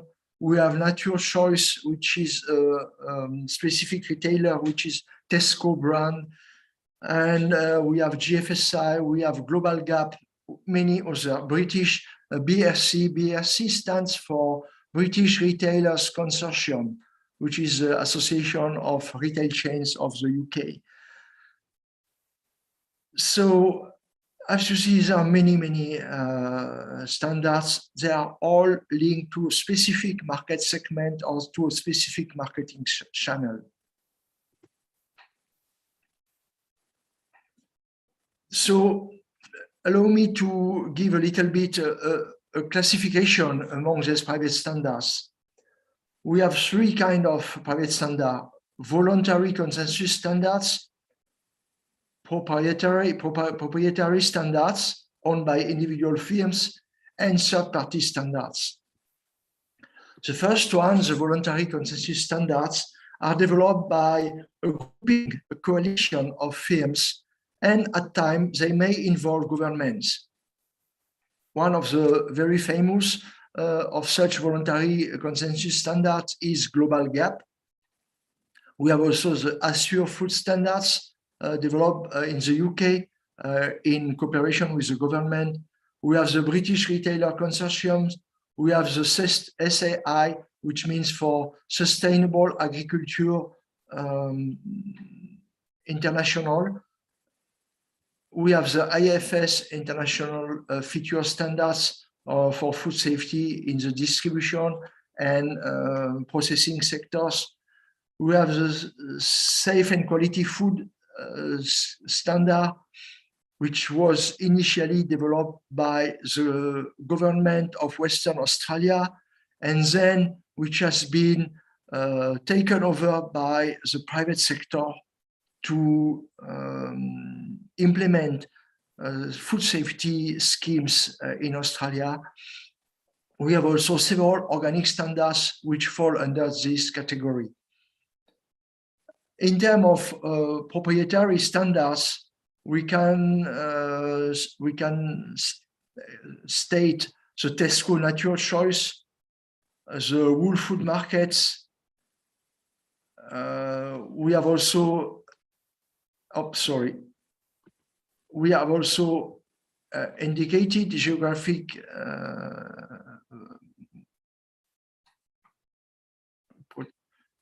I use the French word. There's a geographic indication, protected geographic indication standards. These are standards developed by a specific firm or a specific group of operators for their own purpose. Starbucks, for example, it's also an example of such standards. And the last category is the third-party standards. There are standards developed by independent organizations. It may be NGO or independent standard setting bodies. For example, IFOAM, International Federation of Organic Agricultural Movements. This is an association, a federation of associations that develops standards, organic standards for all their members. They develop standards and they develop also rules for certification, how the standards should be implemented and conformity to the standards should be demonstrated. We have the 4C coffee, that's 4C code, that's for coffee production and trading. We have the fair trade standards developed by the Food Fair Labeling Organization. And we have also the national GAPs, the National Good Agricultural Practice, are standards developed by usually it's public sector in different countries. It can be the government, it can be also a grouping between government agency and agricultural association. They develop the National Good Agricultural Practice codes, which may be based on Codex codes or regional codes or that allow to adapt international or regional standards to the country situation.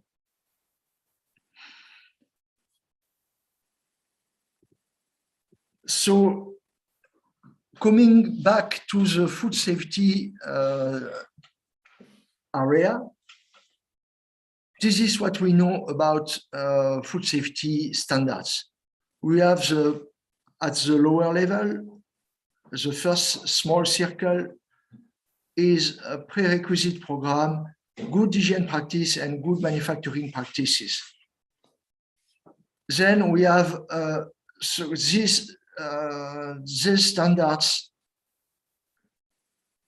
are a prerequisite, are the basis, the foundation layer that allow to develop Hsccp standards and implement this Hsccp standard in the food business.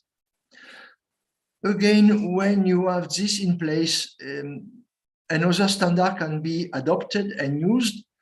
This is the ISO 22000 on family. I say family because there are different modules in the ISO 22000 and they are used in different situations. But let us keep the ISO 22000 wording for the sake of ease of presentation. And then we have the level 4, the blue circle, which represents the private standards, FSSC 22000 and Global GAP. So what is the difference between all this? So this is how it stands in terms of possibility of use and what the standards are useful for. We can see that the first level, PRP and GMP, is used for regional trade in low-risk products. It can be used by some local traders within the countries and for cross-border trade. And that's very specific. We can see many examples of this in the ASEAN region. And they are also used for official controls. They are regulated, but usually official controls authorities, competent authorities, do not require certification or do not require third-party certification, but they encourage the food business operator to use this code of practices, and in particular for low-risk products. At the second level, Hsccp, we see that these standards can be used in official controls for higher risk level, but they are used also for international trade. For example, Hsccp, the use of Hsccp is necessary as an import requirement for the EU bloc and for the USA. And they can be also used in addition to official regulation for high-end local clients. In many countries, if you want to trade food for catering, for hospitals, for schools, for specific destination, then the supplier, the client or the buyer of food requires the supplier to have an Hsccp certification. So the third level is used for specific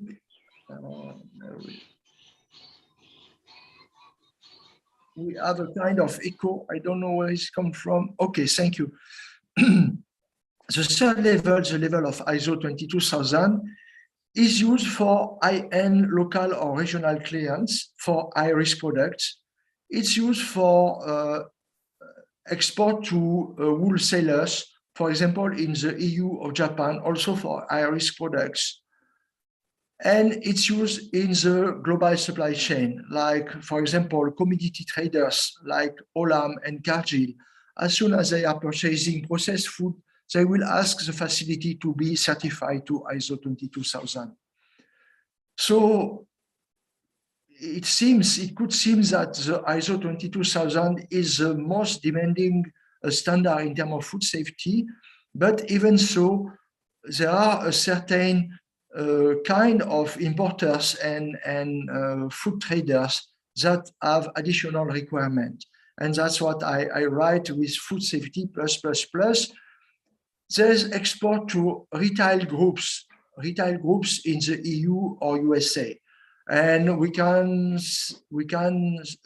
state, for example, Walmart, we can state Deleuze, we can state Migros in Switzerland, and many others. All these large retail groups are requesting more than the basic level of Hsccp or ISO 22000, and they have developed their own standards, which consist of the basic or the advanced requirement at level II or 1, 2, 3 here, plus additional criteria and requirement. Let me explain a little bit what are those additional requirements. Sorry, I cannot change the slide. That's a bit of, yes, it's coming. Okay, these are the difference between the level. At the level 1, the small orange circle, to demonstrate compliance, we need standard operating procedures and records. This is the basis to verification or certification. It's the same for Hsccp. To verify your Hsccp system, you need to have the CCP validation list, which must be documented, write it down, and we need to have SOP and standard operating procedures and record as documents. That's what you have to show to the competent authority inspectors when they come to your food business. If you want to have a certification to Hsccp by a third party or by your supplier, you need to add an Hsccp plan. It's a specific document that has to be kept updated. You need to have probably a Hsccp manual, and you need to show staff qualification records. in addition to the other SOP and records. Now, at the level of ISO 22000, this is much more demanding. You need to have all what is in place for the Hsccp level, but you need to show also that you have a food safety management system in place. And this food safety management system includes a policy, a food safety policy, which reflects the commitment of the top management of the organization. You need to have some risk assessment or risk evaluation of risk in your business that has to be carried out and documented. And you need to demonstrate arrangement for the control of inputs and the control of waste. Of course, you need to have the Hsccp plan fully documented. You need to have process standard operating procedures. You need to have arrangement for internal audit and document controls, etc., etc. So all this is described in the ISO 22000, and those requirements must be fully complied, and records have to be kept on how to comply.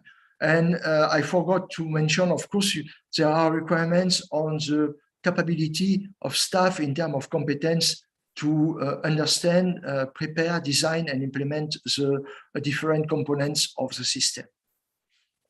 So this is those of you who have been implementing a food safety management system at the ISO 22000 level. You know that it's very demanding and it's lots of hard work, and really lots of detail have to be taken care of. So what are the additional criteria and what are the additional demands introduced by the private standards? Basically, these are, of course, here I explained for the two main standards, FSSC 22000, which applies to food processors, and Global Gap will apply more for primary production, but also for some processors of feed, for example. Each standard will have first additional consideration. But relating specifically to food safety, they request more additional category of criteria on traceability. Traceability is much more developed, and they introduce more detail at the level of the daily traceability, the load, and much more than as yesterday we have seen one level up, one level down. It's much more detailed in private standards. They have also a different disposition in terms of auditing. Certification to ISO 22000 is one initial audit, and then audit every 2 years, and that's it. Not so with FSSC 22000 and Global Gap. The frequency of audit is depend on, of course, the scope and the nature of business, but it's more, the frequency is higher than for the commercial certification to 22000. They have also introduced the unannounced audits. At any time, you can have an unannounced audit, which you cannot escape, you cannot decline. There are also more demanding interpretation of the GAP. If you look at the GAP as such, they are all the same, not all the same, I should not say, but you take ASEAN GAP, basically it's, I would say, all the GAP in the world, you have 80% of common requirement. But let us take one of the most comprehensive code of good agricultural practice. Let us take the Codex 1, for example, and each criteria is described. Okay, then how is it implemented? They have and Codex has developed also checklist. Checklist is the way the criteria should be addressed. And then private standard owners go much more in detail, because there is a way to interpret the criteria, and there is a way on how to check that the criteria is implemented. And this is where the difficulty and the severity of audit and verification stands. And when global gap auditors come, the way they interpret the requirement and then the way they check is much more demanding than in other commercial gap certifiers. At time, for example, the global gap introduced more stringent criteria for microbiological contents or contaminant contents. So this is what this is where the difference are between the international standards and the platform of Hsccp and ISO 22000 and the private standards. The private standards, food safety standards, consist of this international foundation, and they introduce additional, more demanding requirement, either in terms of scope. There may be requirement on labor condition, on hygiene, on traceability, on information, on sustainability, the use of IPM, the requirement for biodiversity, and they have also increased level of scrutiny in the way the auditors of this private food safety scheme, private food safety standard, in the way the auditors verify and interpret the conformity to requirements. So now I will come to a detailed presentation of some standard global gap, namely later on, but we would like to understand why these private standards have been developed and why finally they are just, now everybody is speaking about private standards, but why is the result?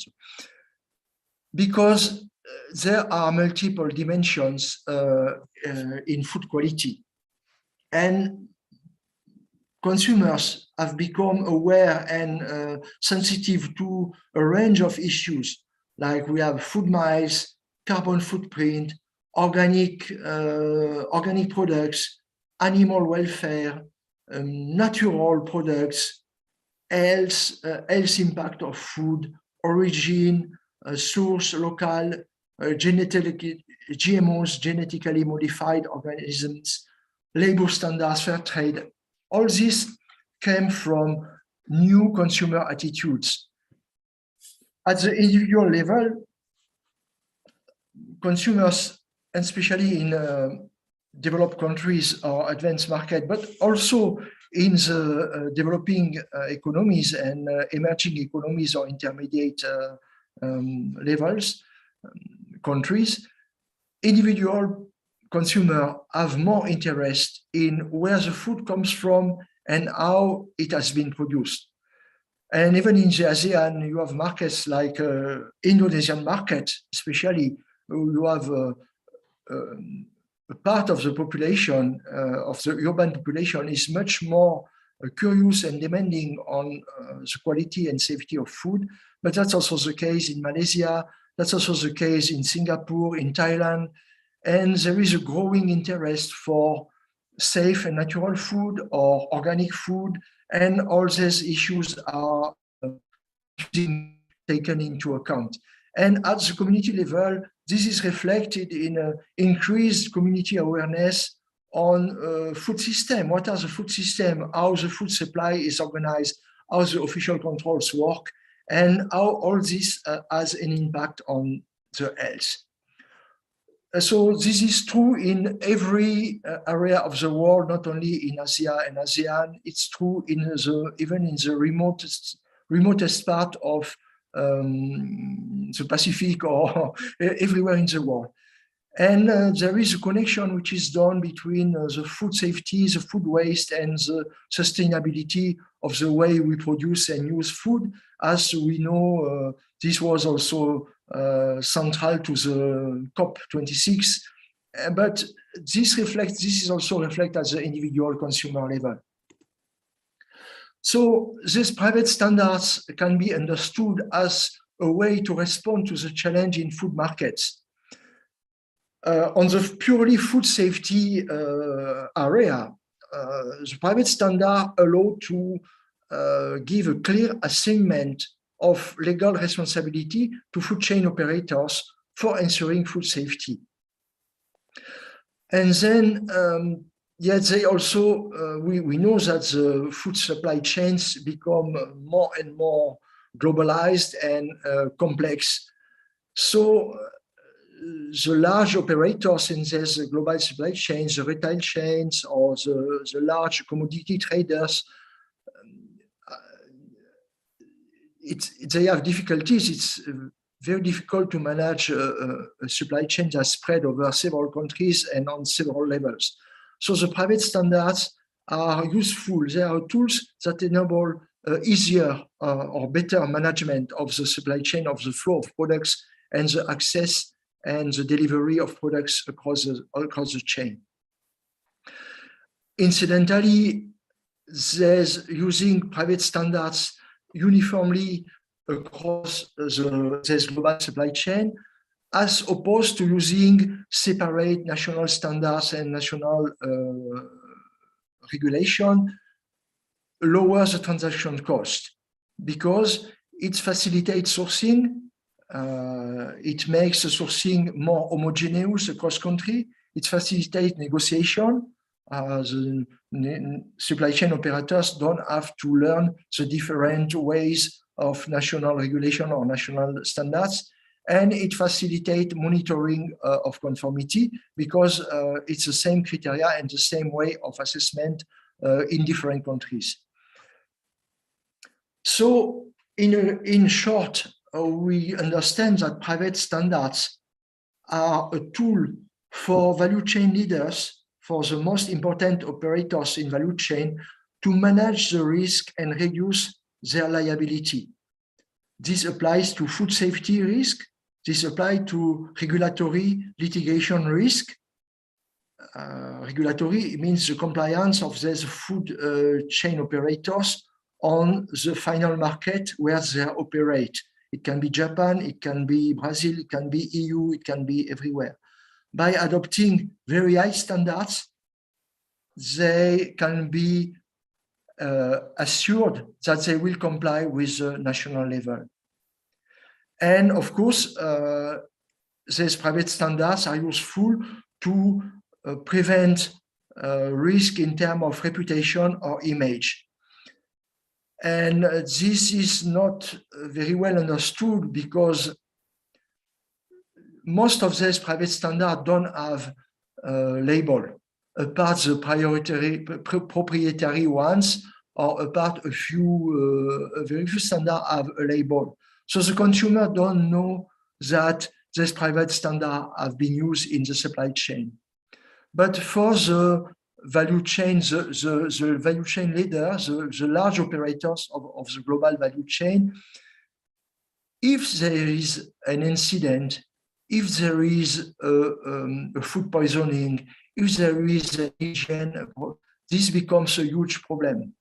And this global value chain are active on several countries and on markets that gather thousands or millions of consumers.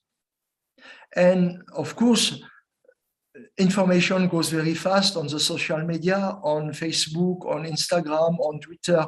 So these global operators, they are exposed to a risk in case of food safety incident or accident or poisoning. This can damage the reputation and lead to poor economic and financial performance. So these private sectors also are a way to, private sector standards are a way to mitigate or to prevent this risk.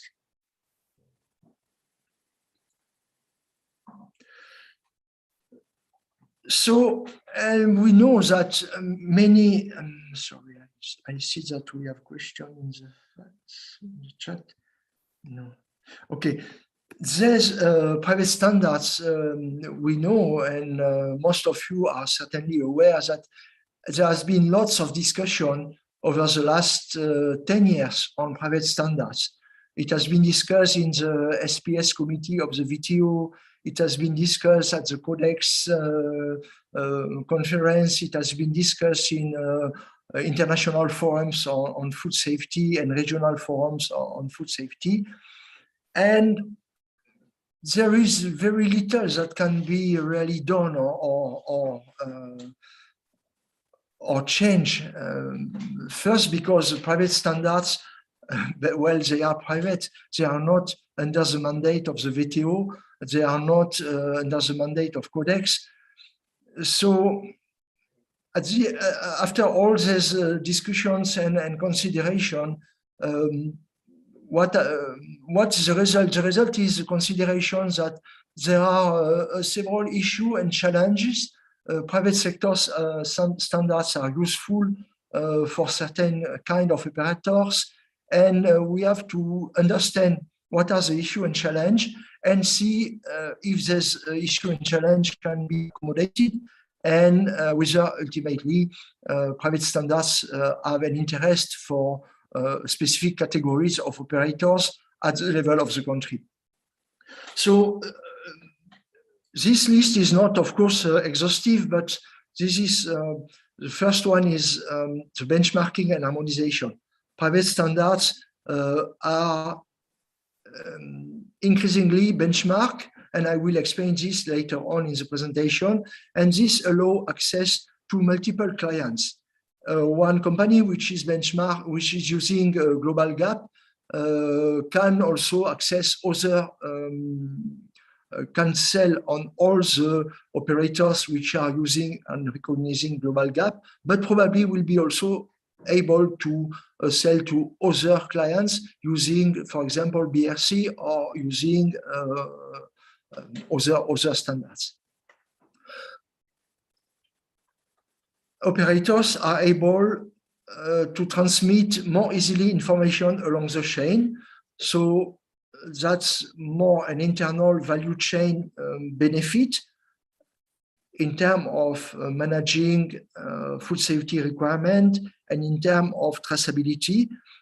Private standards and the private standard certification scheme allow to manage better the flow of products along the chain. Then private standards encourage products and markets differentiation, because private standards usually allow to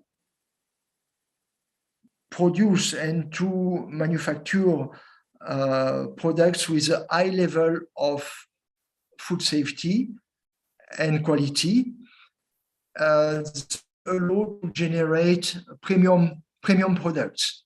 So it differentiates the products from other products in a country which are less controlled or which have lower level of food safety and quality or different characteristics.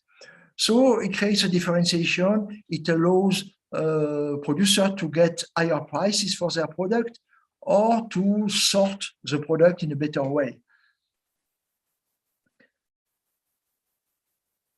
At the same time, there are, as I have shown in the previous slide, there are many different labels, different marks, different logo pictures, different claims, and this creates confusion for the consumer.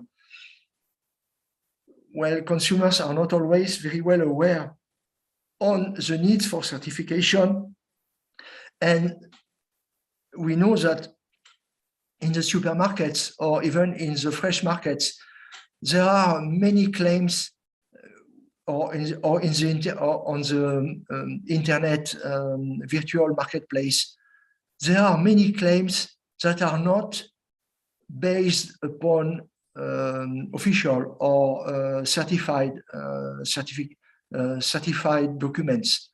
So it's difficult for the consumer when there are several dozens of labels and claims and brands to understand what has been certified, what is based on a framework of standards, private or public or third-party standards, and what is purely a marketing claim or a vague promotional claim. And that's an issue which is still constraining a little bit the development of premium foods and which is constraining the development of more transparent markets. And then, of course, it has been recognized and discussed that the development of the private standards, in particular global gap, makes a challenge for exporters from developing countries which have less capacities to conform and to access to this global value chain. We'll detail this later in the next slides. And it is also well recognized that the compliance costs can be significant. It's more costly to develop the compliance for private standards. Also, this is seen as an investment.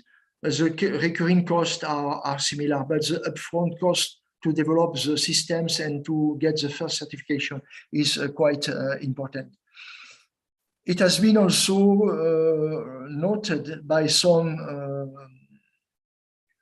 researchers that the private standard development is done with low, not in an open way. So there is less openness than in the international work on standards, and stakeholders tend to be less involved in the development of private standards. That's an issue that was noted several years ago, and most of the private standard owners have done some progress in terms of involving stakeholders and consulting the public on this. And another inconvenience related to private standards, it's that it requires asset-specific investment by the suppliers. Asset-specific investment means that to comply with certain private standards, you need to invest in specific solution to comply with the standards in your farm or in your processing company. And this is more than the simple compliance which is required by the competent authority. And of course, this investment and this compliance to one private standard or to one scheme. So once you have done this for one scheme, you are locked. You are kind of locked, and you have you are linked to this private standard and to this value chain. So it's not easy to shift and to develop the conformity for other standards. So this is the market power of these private standards owners. They try to catch the supplier and to maintain them in their system. So these are a few side effects and issues that have been identified by researchers and that are worth to be taken into consideration when you have certain categories of producers or certain subsectors that comes and want to access private standards. I mean, in terms of being a trade promotion authority or being agriculture development authority in one country, this issue has to be taken into consideration and discussed before developing support program. I try to change this, let me change the slide, yes. So basically, otherwise, in order to demonstrate conformity to private standard, it's the same as conformity assessment certification by for voluntary standards and open standards in any place of the world. It's based on audits. So the first step will be the first layer is to keep internal audits and have the internal control system in place. And then the second stage is request or compliance with the supplier audit. It is done usually by an independent party. In the private standard scheme, there are arrangements, there are text documents stating how the third-party suppliers, the certifiers should come and carry out the audit. And there is also a specific arrangement, contractual arrangement between the certifiers and the scheme owners. And usually, most of the scheme requires certifiers to be accredited. So, and this is certification as it is done usually by for other standards. And the third-party certifiers will do the first evaluation audit. It's also in two steps. There is adequacy audit and documentation review, and after on-site visit and certification audit, which leads to the certification of the FBO to the specific private standards. So now I would like to give an introduction on two of the main private standards, Global Gap, which started in 1997 as Europe Gap, and it was created by the large EU retail groups. So it has been created in 1997, and 30 years later, in 2017, there is 200,000 producers certified to any of the Global Gap standards. So just a comment here in passing. This is not very much. This is not very much. For example, we know that, roughly speaking, in Indonesia alone, there are about 55 million of people depending on. In all the world, it's estimated that there is above 550 million families or people depending on farming. So we are speaking about a very, very small proportion of producers using Global Gap standards for the farming purpose. But anyway, Global Gap is actually a brand of solution of services which are developed and provided to develop smart farm insurance. It has been developed by a private company which is called Food Plus GmbH. It's a limited company in Germany. So it develops services in the form of standards and conformity assessment procedures. And it sells this service to value chain operators who wants to use it, or producers who want to access to the global value chain. And this development and work is done in cooperation between producers, retailers, and other stakeholders.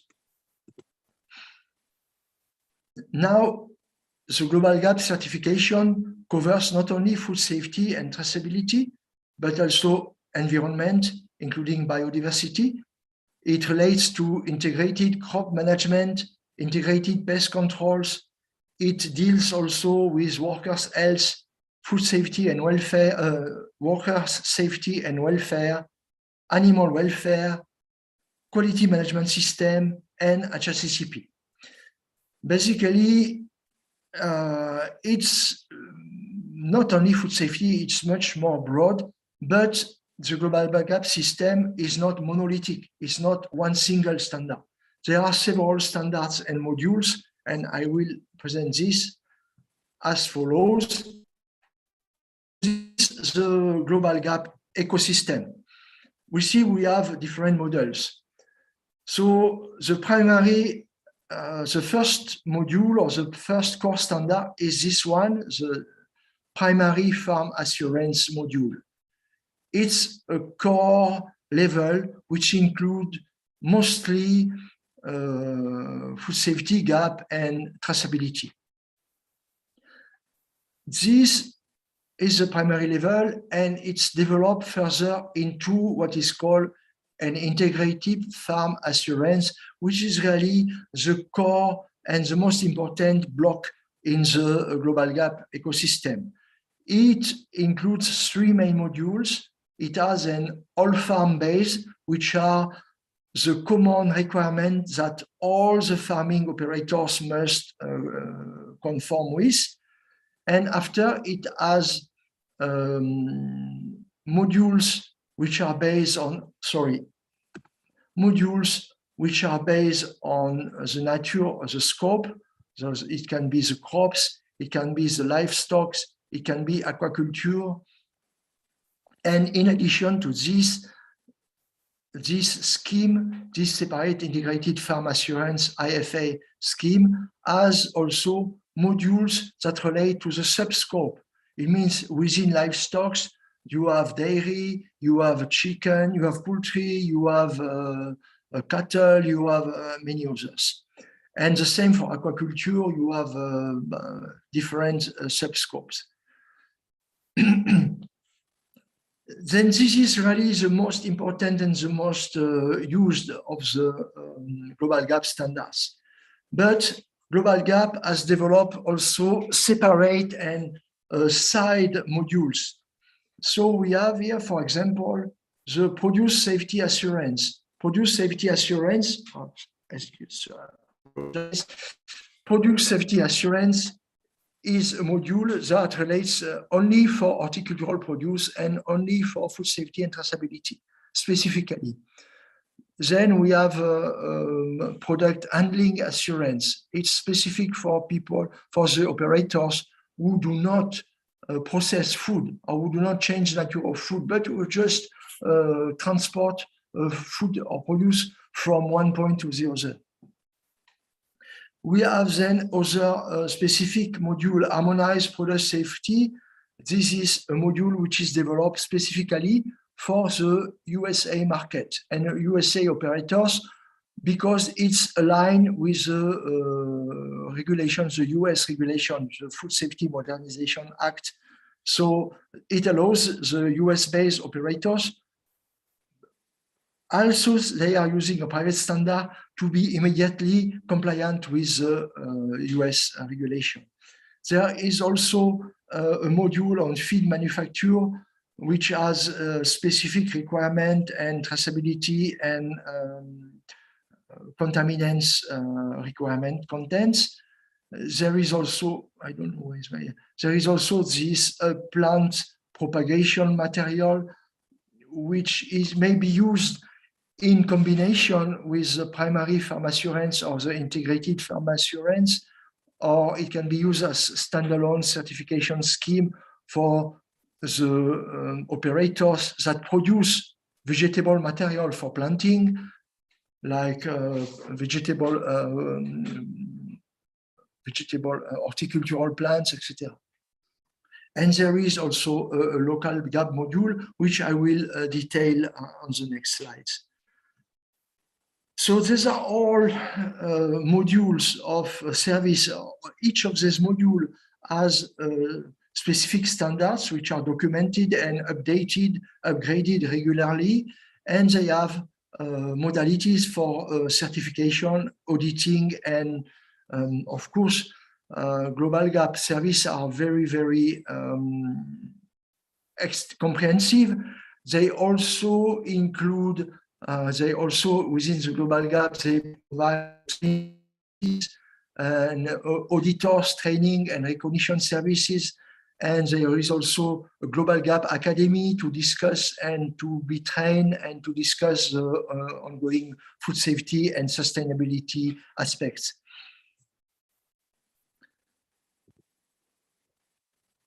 So yes, we see that global gap finally it's a range, a family of standards for safe, socially and environmentally responsible farming practices, as well as other side handling and processing, feed processing practices.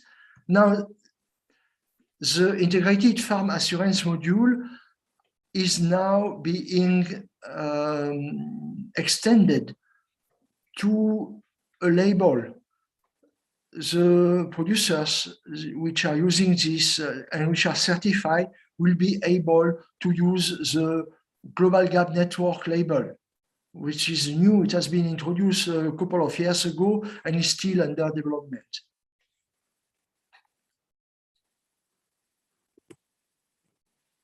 The other module, which is on produce safety assurance, as I explained, it concerns only the certification of food safety element throughout the entire production cycle, including origin input to the packaging. But at the moment, there is no label for this produce safety assurance. So this is the difference between the core standard of Global Gap, the integrated farm assurance for food and vegetable standards, and the produce food safety assurance standards. This one has 141 control points requirements and 105 on food safety and 36 on traceability. Whereas the integrated farm assurance for fruit and vegetable has 221 control points. And you can see that the thematic area include environment, workers' health and safety, traceability, and food safety.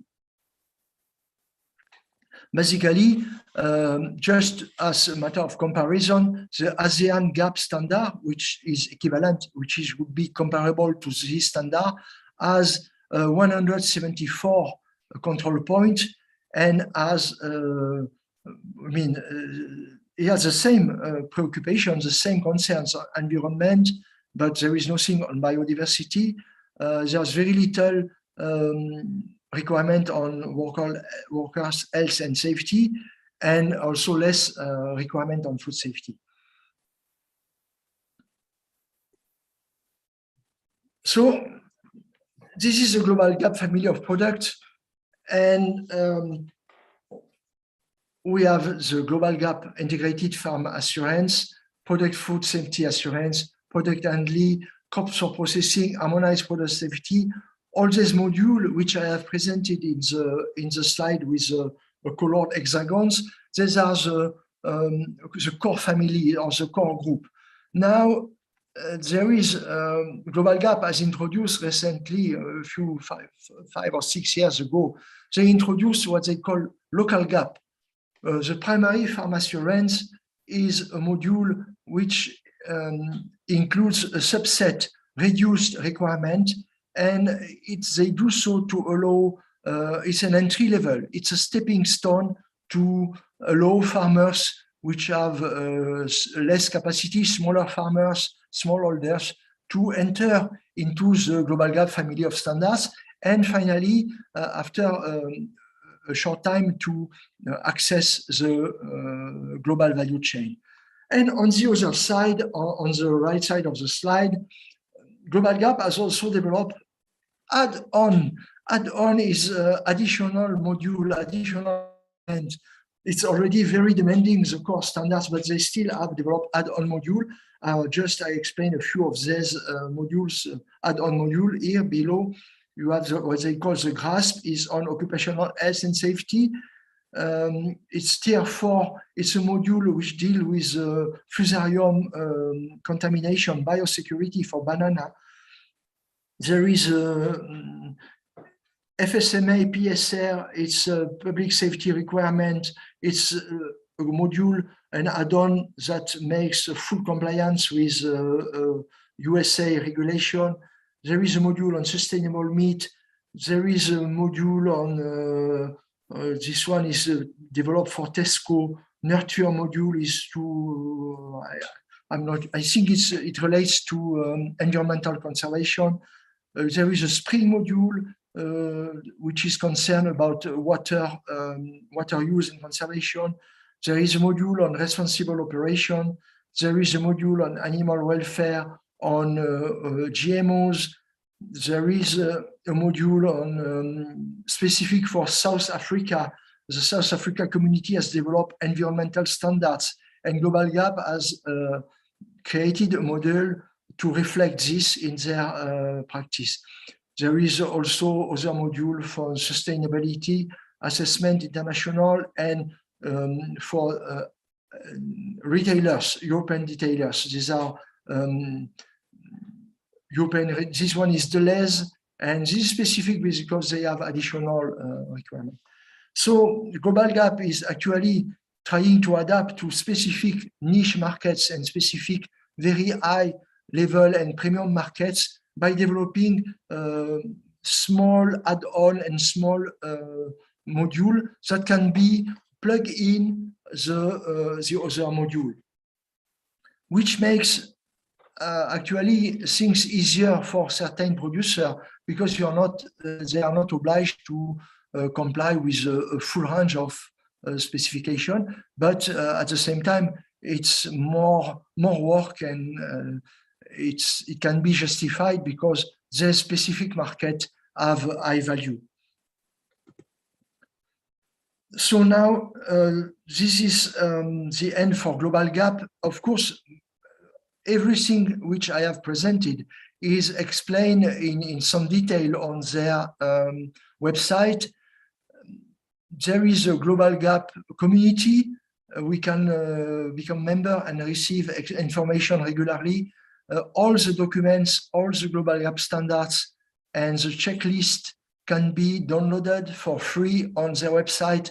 So its information is shared and it's fully transparent for the government agency or for the private operators who want to develop or promote or support the farmers in adopting and developing the standards.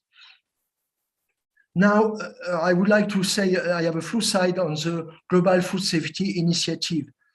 Global Food Safety is part of the Consumer Good Forum. Consumer Good Forum is all the big names that sell consumer goods. So you see on the slides, you certainly know most of these names. But so this is an association of big retailers, only 37 members, but you can be sure that the 37 members are placing on the consumer markets more than 95% of the products, of the volume of products. So, of course, they are important in that sense. The Global Food Safety Initiative try to benchmark and harmonize all the private standards which are used by the business. So this is important and this is useful because they try to foster mutual acceptance of the standards which has been benchmarked, and they try to push for a common certification programs across the industry. The idea is that once certified, a producer should be recognized everywhere. And this is in the interest of producers and farmers worldwide because it reduces the duplication and the need to duplicate audit, and globally it reduces trade barriers. So basically, they work on benchmarking the certification scheme owners and also personal recognition bodies. For example, you have Global Gap, you have Tesco Nature Choice, you have BRC, you have the IFC. The idea is to internationally recognize or demonstrate that these schemes are equivalent.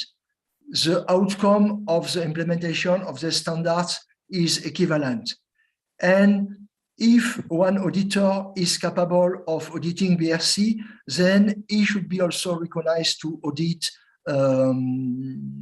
Global Gap or Tesco or Walmart or whatever.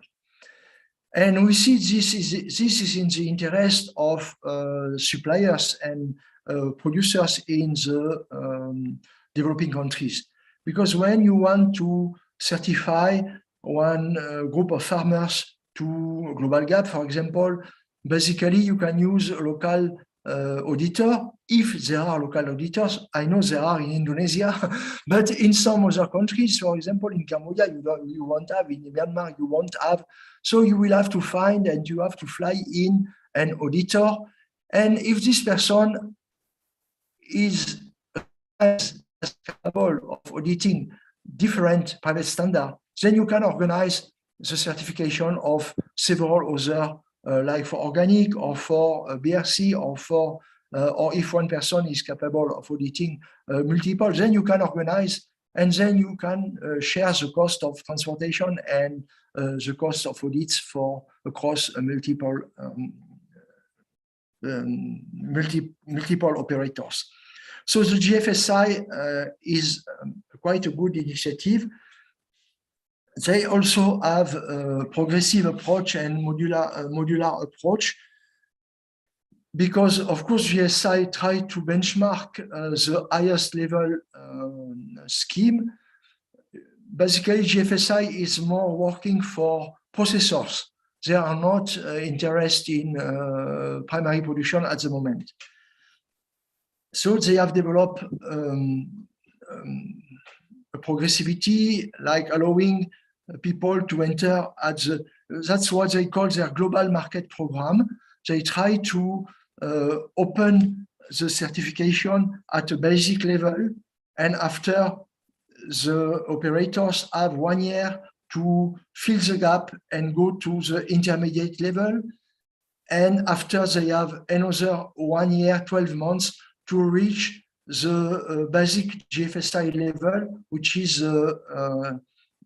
international, basically that's the ISO 22000 level, and then to reach the international private standard level, FSSC 22000. So this is a way of introducing flexibility in the application of these private standards for SLDB, small or less developed business.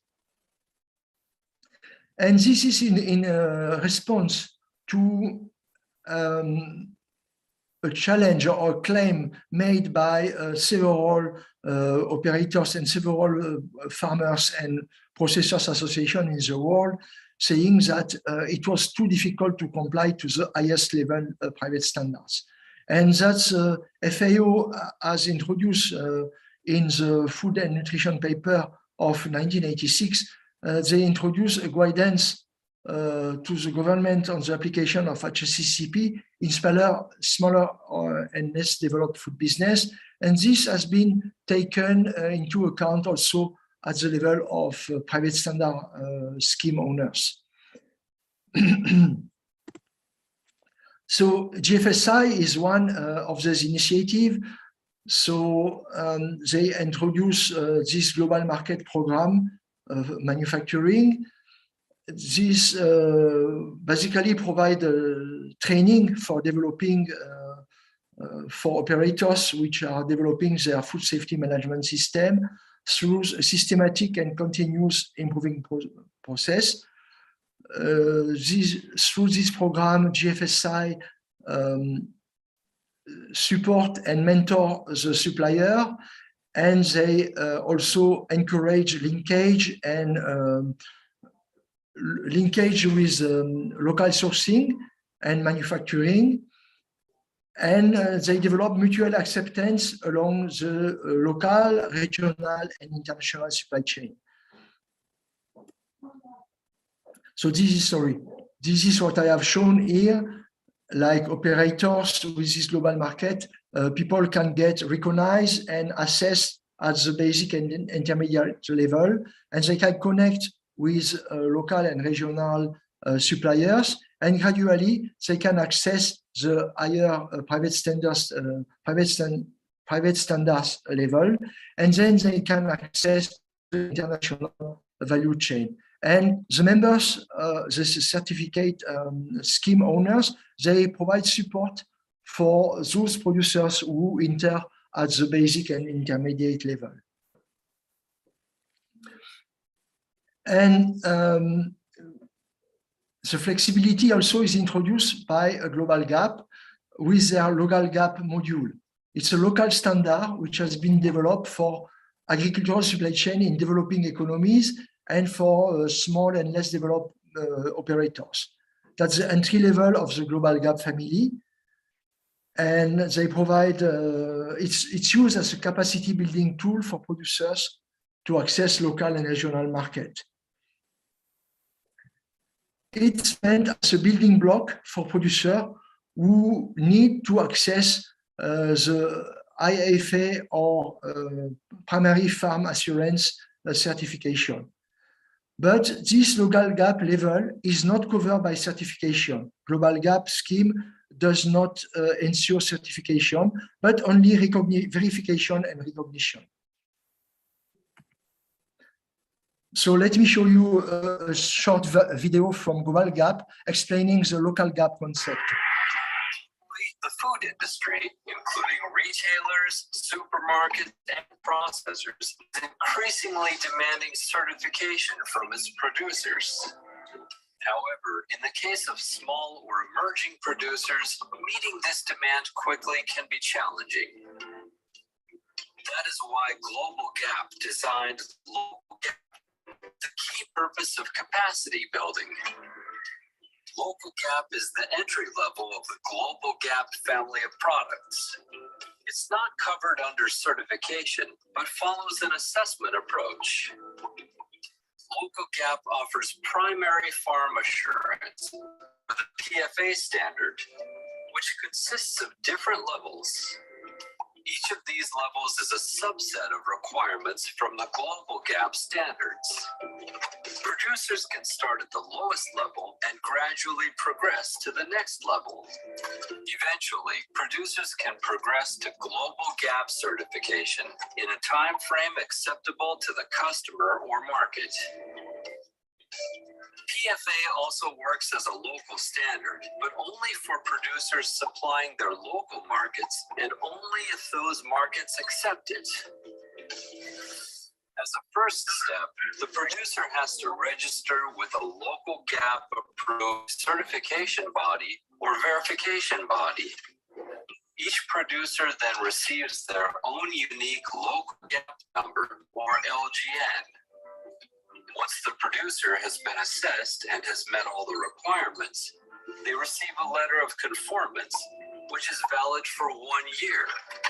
With Local Gap, producers can now adopt good agricultural practices through a stepwise approach that can improve the efficiency of farm management, minimize food safety risks, and comply with legislation on food safety. This will give producers increased access to local and regional markets, even while they are working their way up to Global Gap certification. For more information, please contact us at localgap@globalgap.org or visit our website at localgap.org.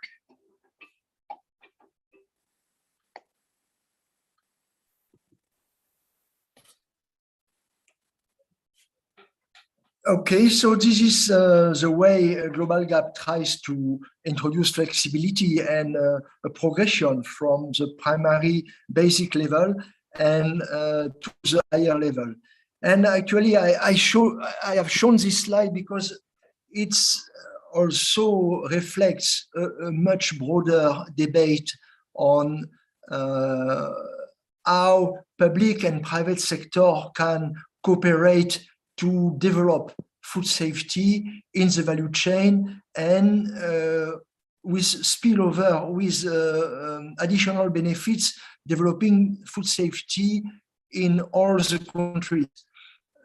As we know, as shown in the video, the developing countries have difficulties at times to develop food safety system and to reach a high level of food safety.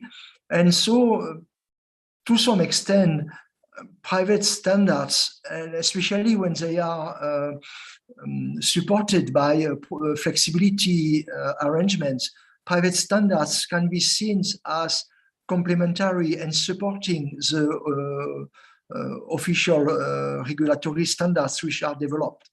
Of course, we must be aware that these private standards benefit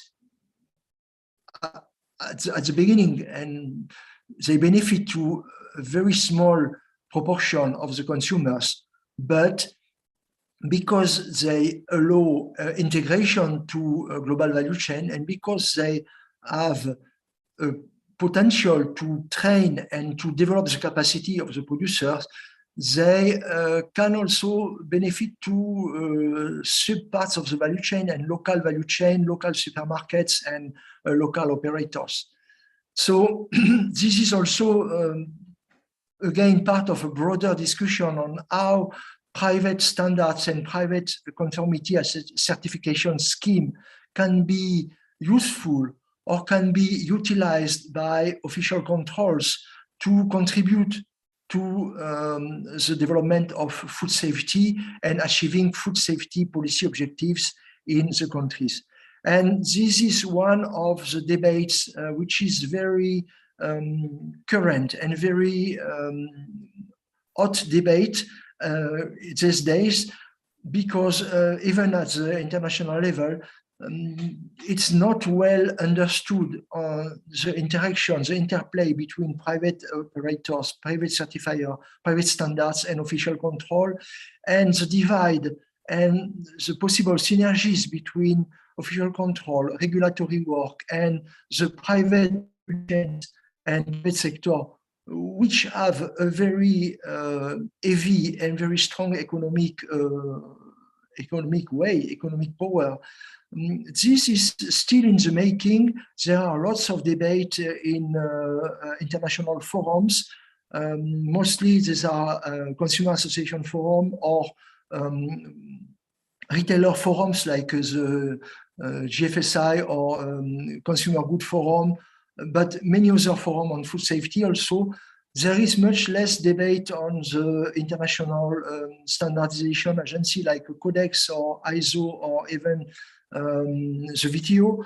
These are because this is still in the making, and there is no a single approach. There is a different initiative, lots of different initiatives in Asia, in America, in the Pacific, in Europe, in Africa. There are different ways of doing things. And this is an area which is still under development and which requires our attention. And there are some very good examples on how food safety private schemes have been used, especially in Australia and New Zealand, but also in Peru. And I don't have all the examples in mind, but it's really useful to consider and to open a regulatory dialogue between public sector and private sector, and to see what are the good tools and the good lessons learned from the private sector's private sector standards application in the area of food safety. So, to summarize and to close my presentation, I would say that the private standards are certainly interesting in the sense that they allow access to high-value markets, and they can provide tools for the national implementation of GAP and food safety standards in specific countries and regions. But criteria should be considered for involvement.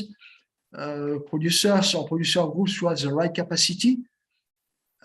It's no need to develop higher level standards conformity if there is no the capacity to supply adequately.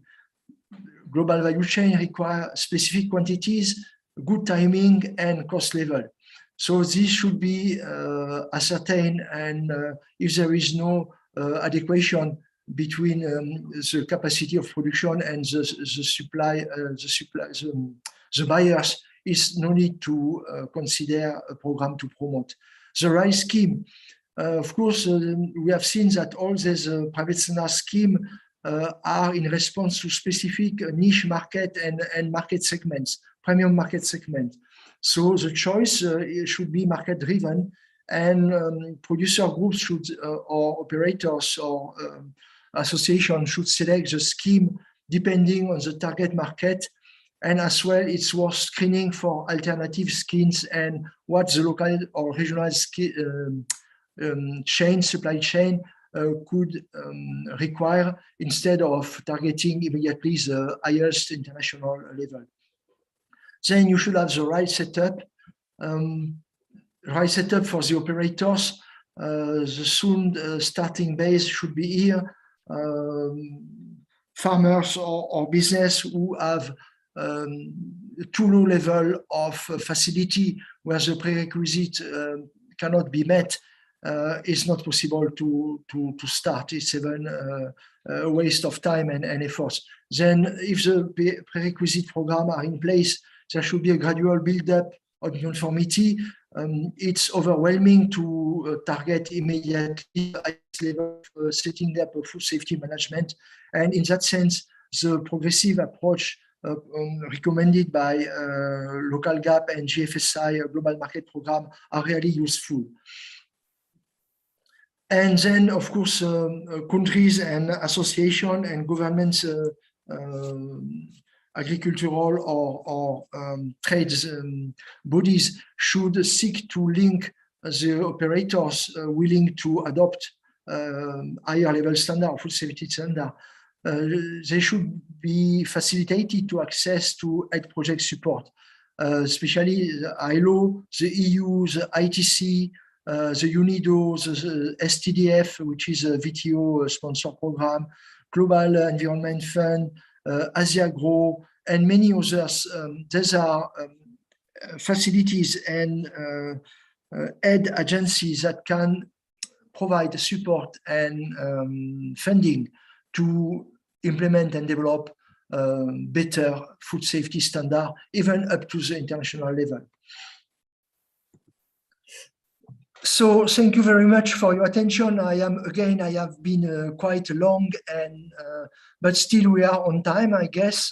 I will handle over the speech to the host, and I hope we can take some questions either on the chat or online.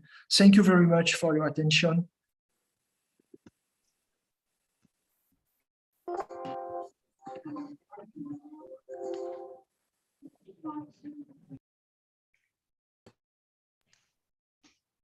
Oke, thank you Mr. Ale. Sekarang kita masuk ke sesi diskusi ya, Bapak Ibu ya, Prof. Dedi juga. Ya. Ini tadi ada beberapa pertanyaan di chat room. Mungkin pertama dari pertanyaan dari Pak Iwan ya, dari Arnold. Mungkin ini buat Prof. Dedi, mungkin bisa dicek. Baik, terima kasih Mbak Widi. Sebetulnya ya ada beberapa pertanyaan buat saya.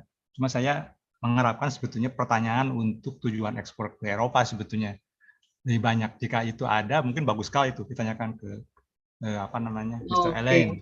Ya, saya bisa jawab itu, tapi maksudnya kesempatan ini digunakan lah untuk itu. Saya bisa jawab itu, tapi maksudnya ada nggak pertanyaan untuk Alen? Mungkin pertanyaan terakhir ini yang mengatakan bahwa bagaimana ya yang EU Green Deals. Coba tanya ke Mr. Alen. Oke, itu mungkin salah satu. Ini pertanyaan dari Pak Endro Aribowo ya, Prof. Dedi. Mungkin ini bisa saya bacakan aja ya, nanti biar translatornya juga bisa untuk mentranslate. Pertanyaan dari Bapak Endro Aribowo dari BKIPM. Yang nomor 2, Bu. Mbak Widi, yang nomor 2-nya. Ya, yang ini ya. Green Deals. Green Deal ya. Ya, mungkin itu. Pertanyaannya, bagaimanakah prospek posisi Indonesia untuk memenuhi tendensi ketatnya persyaratan Eropa dengan kebijakan Green Deal-nya, terutama untuk produk pangan segar yang market share ekspornya semakin menurun.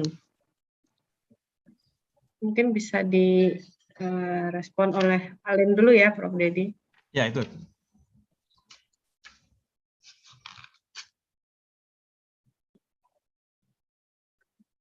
To unmute. Okay, if I understand correctly, the question is about the consequence of the Green Deal, which is a EU policy. I am right? Ya, Green Deal policy.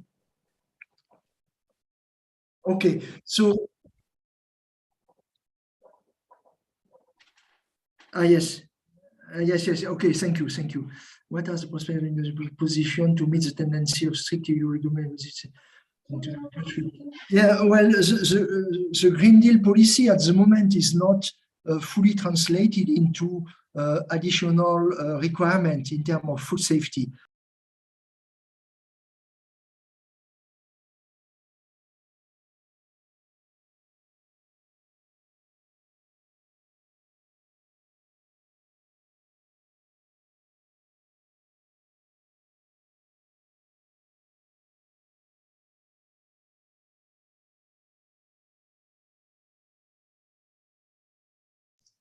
Mungkin kembali kepada penanya, itu maksudnya seperti Halo? apa? Mungkin.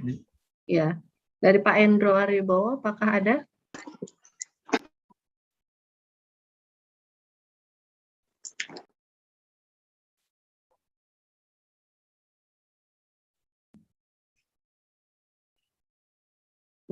Mungkin tidak di ruang Zoom mungkin ya.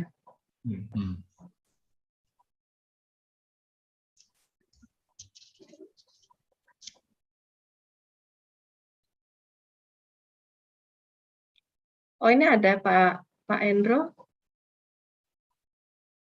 Ya, halo Bu. Ya, mungkin ini tadi ada Halo. Mr. Allen. Yes, mungkin bisa diperjelas ya pertanyaannya. Sorry, I apologize.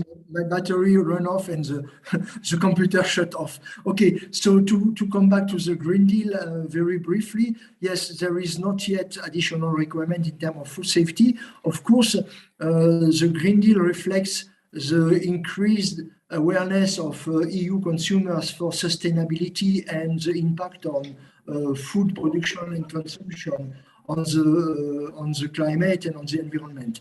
So at the moment, nothing has changed in terms of specific criteria or specific stringency, and it's unlikely to change in the near future. What we have seen, I could think of two areas where it is introducing new additional requirement. As you know, in the field for organic products, there is a new regulation which has been upgrading the previous one, and it has been passed in 2018, but it will become fully applicable as of January 1st, 2022. And it's very impacting for the third countries producer, because it has much higher requirements than previously. Previously, the EU organic criteria were applied more on EU producer than on third country outside producer. And now this has been harmonized, and the EU is more demanding because they want to apply equally the requirement of organic production, not only inside the EU, but outside. That's one of the area. And the other area, of course, where we will see these concerns, this environmental concern reflected, will be very probably in private standards. And we can expect additional requirement and additional scrutiny in this scheme, which I have presented earlier. This will probably translate in more concern on biodiversity and animal welfare. But again, at the moment, I am not aware, and I am almost convinced that there is no additional criteria and difficulties on food safety requirement. Nevertheless, of course, Indonesian producers may prepare themselves, and especially with by supporting the sustainability and environmental efforts which have started by some NGO inside the country.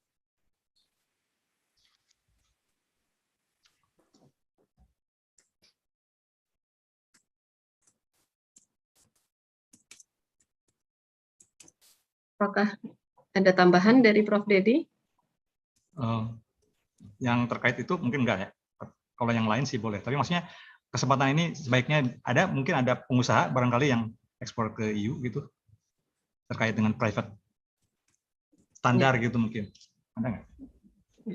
Kesempatan Baik, maksudnya. Tadi Pak Endro seperti itu tadi ya jawaban dari Mr. Allen untuk pertanyaan nomor 2 tadi.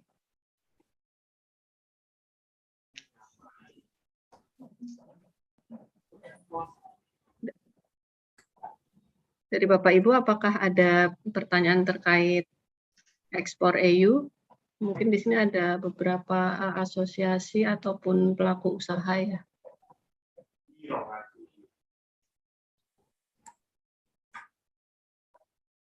Sambil nunggu, saya bisa jawab itu pertanyaan yang terkait MRL, siapa itu ya? Mungkin ya. Ya, baik, silakan Prof. Dedi sambil menunggu.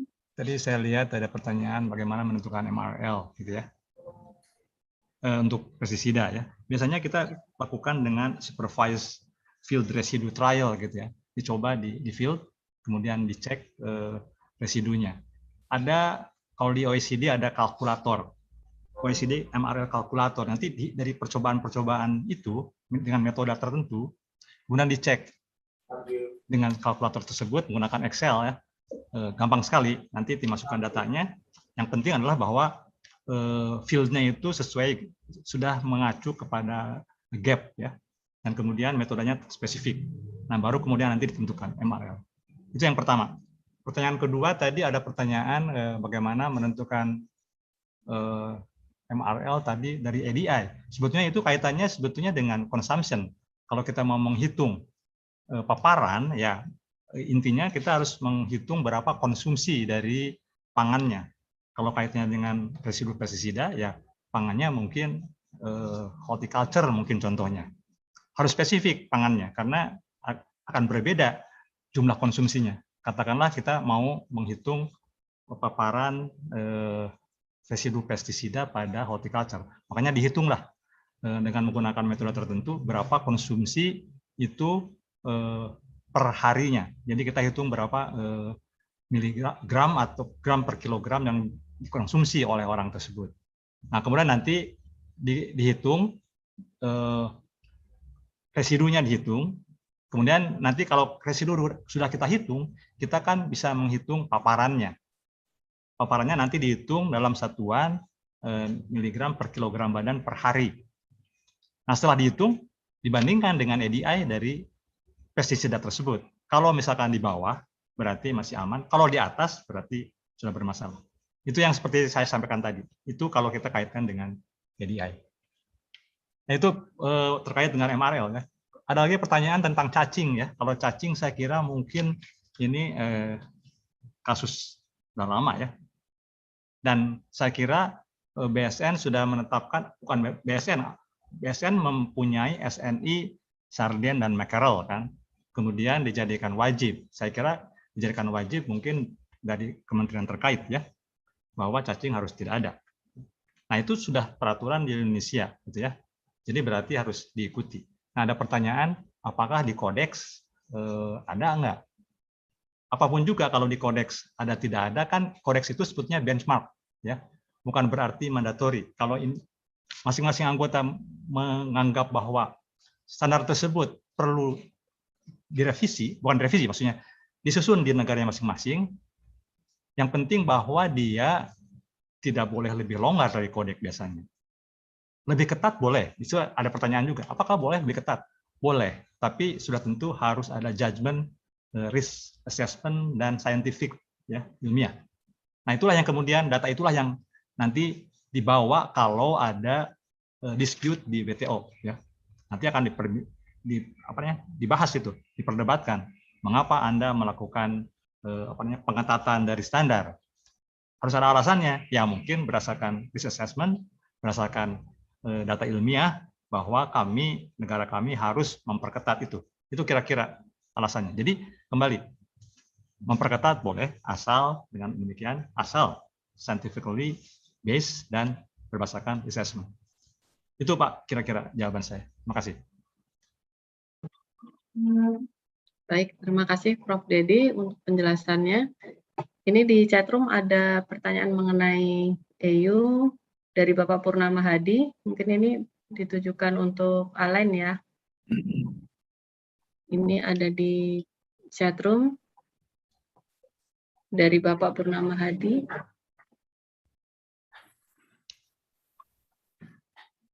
Yes, yeah, I have seen the question, and I was trying to find a way to reply. I mean, it's not easy. It's a very good question, actually. It's right. The basic food safety rule says that if there is a composition, a compound element food with animal of food origin and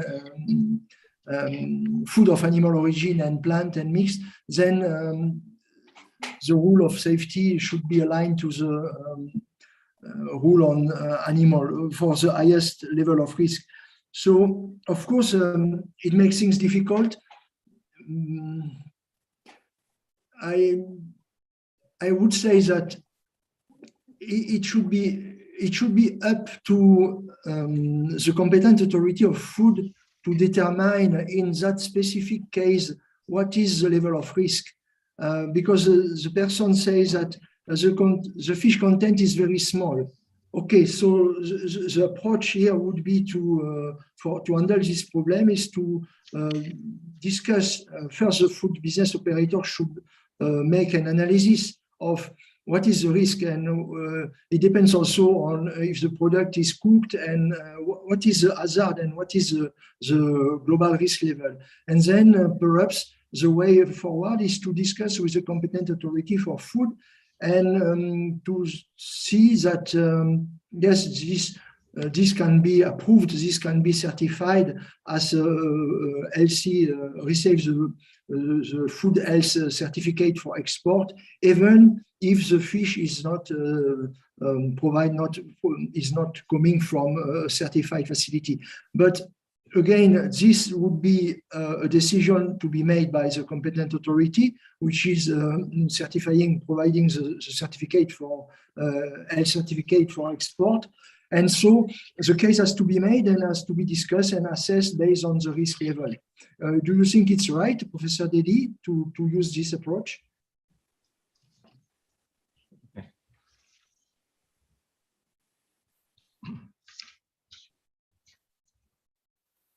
Okay, so at the moment, this is what I can indicate. Of course, it's difficult to give a more detailed reply without knowing the detail of the product and the markets. But basically, this would be an issue for the competent authority because the person or the exporter is not dealing directly with the Directorate on Food Audit and Analysis. Is not dealing directly with the EU. So first of all, it has to be compliant with regulation of Indonesia, and so the case has to be discussed with the competent authority.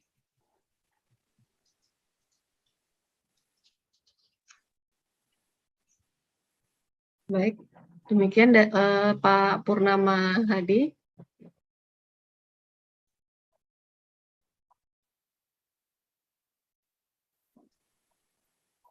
Ya, itu tadi jawaban dari Mr. Allen untuk pertanyaan dari Bapak Purnama Hadi. Yes. Untuk selanjutnya, thank you Allen. Untuk selanjutnya, ini agak ini ya karena mengacu ke suatu artikel ini ya Prof. Dedi ya, yang dari sini. Atau mungkin nanti ini bisa di ini ya, mungkin Mr. Allen mesti baca dulu atau bagaimana? Ya nanti dicek aja ya itu. Ya nanti mungkin dicatat dulu oleh sekret ya, oleh sekretariat RISE Plus terkait pertanyaan dari Ibu atau Bapak Nirafi Faras. Baik, ini sepertinya ya sudah ya yang pertanyaan hari ini tadi yang untuk Prof. Didi. Saya mau sarankan ya Mbak Didi. Kan tanggal 23 ada pertemuan. Itu kaitannya juga dengan export refusal ya, penolakan ekspor di Eropa, dimanapun juga gitu ya. Itu kesempatan juga untuk bertanya mengapa terjadi penolakan ekspor. Ya. Jadi nanti mungkin pada mereka-mereka yang mau datang, terutama dari sektor eksportir, sudah menyiapkan mungkin kasus-kasus yang terjadi. Kalau saya bisa menyarankan, sebetulnya penolakan itu kan harus dipandang sebagai challenges ya pada pelaku ekonomi tersebut ya, tantangan gitu ya. Kenapa terjadi refusal? Saya melakukan penelitian dengan mahasiswa saya untuk mengkaji mengapa ditolak. Ya. Katakanlah hasil perikanan. Kami bisa melakukan suatu namanya risk ranking, ranking risiko, kemudian risk prioritization, prioritasi risiko gitu ya. Setelah dikaji, kemudian ketahuan mengapa penyebabnya dan ditelusuri gitu ya. Apa risk factor yang menyebabkan export refusal tersebut gitu ya. Nah, dari sana kemudian ditelusuri ke pelaku usaha. Kami melakukan survei ke mereka apa yang dilakukan dari proses-proses yang ada dan bisa menentukan di mana letaknya masalah tersebut gitu ya. Dan kemudian kami melakukan kajian menguji kadar katakanlah salmonella untuk menentukan food safety objektif dari produknya dalam rangka untuk menyiapkan eksportasi tersebut.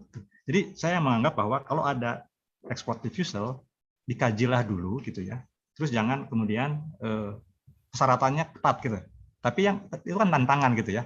Apakah kita bisa menghadapi tantangan itu atau seperti apa gitu. Ini yang saya sarankan. Jadi mungkin kebersamaan industri ya untuk melakukan kajian itu yang penting. Jadi kita melakukan risk ranking. Risk ranking itu kan bisa health risk, bisa economic risk gitu ya. Meranking economic risk-nya, kemudian kita membuat prioritasi mana yang diekspor, ke mana diekspor. Itu kira-kira saran saya. Jadi tolong kalau ada masalah tersebut dipikirkan solusinya dulu oleh kita gitu ya. Nanti baru kalau ada penolakan, mengapa di sana diperketat dan sebagainya. Nah, itu kesempatannya tanggal 23 saya kira ya. Itu terkait dengan ekspor juga. Itu saran saya. Terima kasih. Baik, terima kasih Prof. Dedi. Nanti kita akan coba sampaikan juga di grup-grup WA terkait ya. Kalau untuk tanggal 23 apabila ada case mengenai ini bisa didiskusikan seperti itu. Baik, ini untuk pertanyaan tadi sudah semua juga ya yang untuk Prof. Dedi ya sudah direspon. Mbak Siti ini apakah akan kita close atau yang pertanyaan kemarin masih ada beberapa? Mungkin bisa diinformasikan Mbak Mita untuk pertanyaan yang kemarin. Ya, baik. Ini kemarin masih ada sedikit pertanyaan ya Bapak Ibu terkait ada yang belum terrespon. Ini terkait, ini kemarin ada dari Bu Syarifah ya, mengenai peraturan dan persyaratan. Sudah terlihat Pak? Ya, terlihat. Ya, yang kemarin nomor 6 ya, nomor 6 terkait peraturan dan persyaratan terkait food ini memerlukan kos atau biaya yang tidak sedikit. Seperti itu, apakah ada respon atau solusi untuk hal tersebut? Ini dari Bu Syarifah dari PT Solusi Market Indoraya. Ini soal sertifikasinya ya, sebetulnya dia itu saya nggak bisa jawab, itu mungkin yang solusi itu kan mendapatkan sertifikasi dengan mungkin dengan biaya terbatas gitu, saya nggak tahu. Mungkin sekarang kan kalau tidak salah ada program-program UMKM khusus gitu ya. Ya mungkin BSN juga ada gitu ya, Badan POM juga ada. Mungkin dicari informasi aja ke situ ya. Dalam rangka juga Undang-Undang Cipta Kerja juga. Mungkin kesempatan sekarang untuk menghubungi lembaga terkait. Badan POM pasti ada UMKM program, BSN juga ada. Mungkin terkait dengan sertifikasi mungkin BSN lebih pas ya. Oke. Itu mungkin jawaban saya. Ya, baik Pak. Terima kasih. Ini selanjutnya ada dari Balai Besar Pasca Panen terkait keamanan pangan jamur merang ini, Pak. Nah, itu dia. Jamur merang memang kan harus ada sterilisasi di awal-awalnya kan.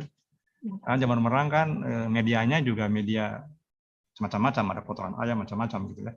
Jadi itu persyaratan awal memang harus diikuti gitu ya kalau kita mau terhindar dari patogen, terutama patogen gitu ya. Nah, saya nggak tahu nih apa yang diinginkan sebetulnya dari petani ini. Apakah praktek-prakteknya? Saya kira training-training mengenai jamur merang sudah banyak gitu ya. Dan pasti sudah juga diberikan arahan-arahan bagaimana cara menghindari patogen. Karena harus ada sterilisasi dari media. Itu jawaban saya. Jadi upayanya memang harus dihindari itu. Ya.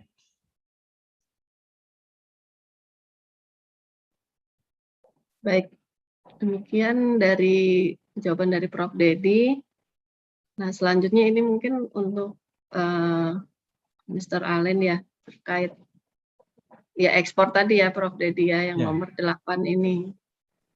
Jadi jika ingin melakukan ekspor ke Eropa, sebaiknya ke negara mana, dan negara Eropa yang apa ya, mungkin yang barrier atau paling sulit dan yang mungkin lebih sedikit persyaratannya itu kira-kira di mana, mungkin seperti itu ya. Ya, silakan. Ya, betul. Yes, yes, thank you. I think we discussed this yesterday, but I can have a few words here. Basically, the goal of building the EU law, food law, and EU official control was to make sure that the food safety regulation and arrangements and criteria would be the same in each and every country of the EU. And that we have also, the country don't come in the EU like overnight. For example, we have a pre-accession program which has been implemented for over the last 20 years. And the country first cooperate more closely with the EU. And we have what we call harmonization. And we transfer harmonization consists for this country. For example, the last one was Estonia or Lithuania, or no, Lithuania is not member. Estonia and or Albania or this country like this, which are more recent. First, they cooperate, and we transpose the acquis communautaire, means all the set of law of the EU. We transpose in their national legislation. And we also build the capacity of competent authorities to how to operate, how to implement the food safety regulation. So once this is done, after 5, 6, 7 years, they access to the status of full member. And when they access, all their systems are at the level of the EU. So it means that when a country is part of the EU, the systems, official controls work in the same way in all the countries. There will be no weak or stronger or easier countries to export or to land the products. So this is one. And secondly, now, I mean, in terms of pure logistics, if you are shipping goods by boat, they are likely to arrive in Rotterdam, because this is the main port of call, maybe Hamburg or maybe Marseille if you target the southern countries, but there are very few landing. I mean, in terms of international logistics, it's all coming at the same place. So basically, in short, there will be no difference in food safety application of food safety regulation wherever your product is arriving.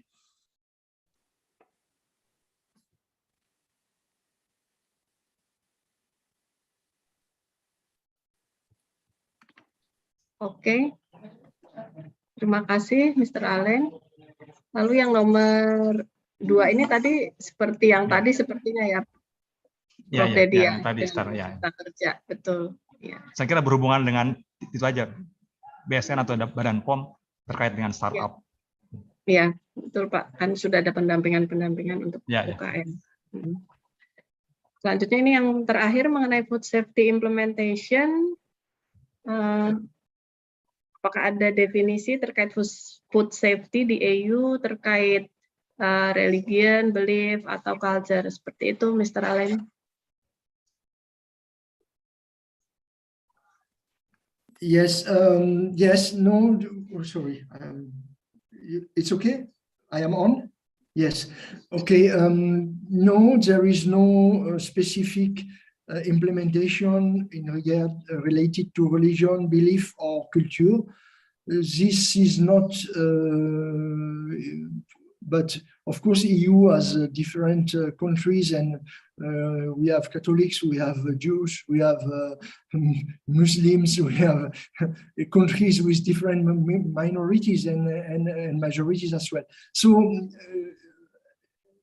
in terms of food safety, there is no difference. I think the hazards are the same, whatever the religion you have and whatever the culture you have. For salmonella, it doesn't make any difference. But to be more practical in my reply, there are differentiation and different schemes to recognize the particular aspects of culture or social or habit in food. But they are not linked to food safety. Therefore, they are not regulated. They are regulated to some extent under different vehicles. We have the laws on geographic indication products. We have the laws on protected appellation products. And this is mostly what we have in terms of protecting the cultural food and the heritage of certain countries in Europe. But this does not relate to food safety.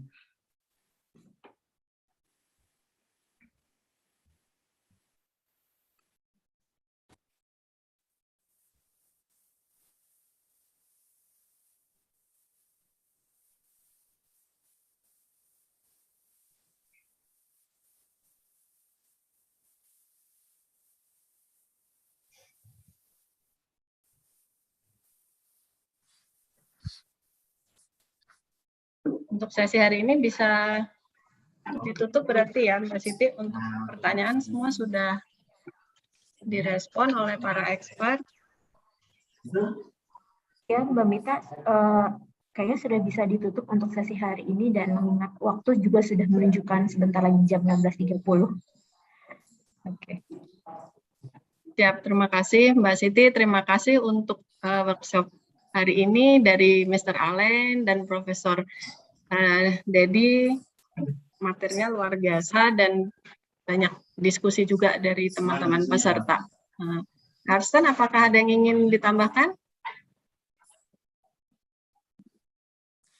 No, I've been listening to these discussions, and I have one single comment based on my experience from Indonesia, and it is that I see a clear tendency that if you want to export to Europe, I've been involved in shellfish, and I'm going to work also with some fish areas. Then basically, the way you shall organize yourself, both in the company, in the private part of the value chain, but also with regard to control and so on, carried out by the public, it shall be more or less, it shall more or less live up to the EU regulation. And it's a hard one. We are going to carry out an assessment later on in the implementation of Arise Plus of a port. And earlier it was so that the fish plant, or the processing plants, they should just be approved. Now it's not enough with an approval of the establishment. We shall also go upstream and check whether the fish are handled correctly in accordance with the EU rules when they come up out of the. It means that they shall immediately be put on ice and so on. So suddenly the government in Indonesia cannot any longer approve establishments themselves. It has been put on standby. So in that way, there is a clear tendency that things, export to Europe becomes more and more complicated.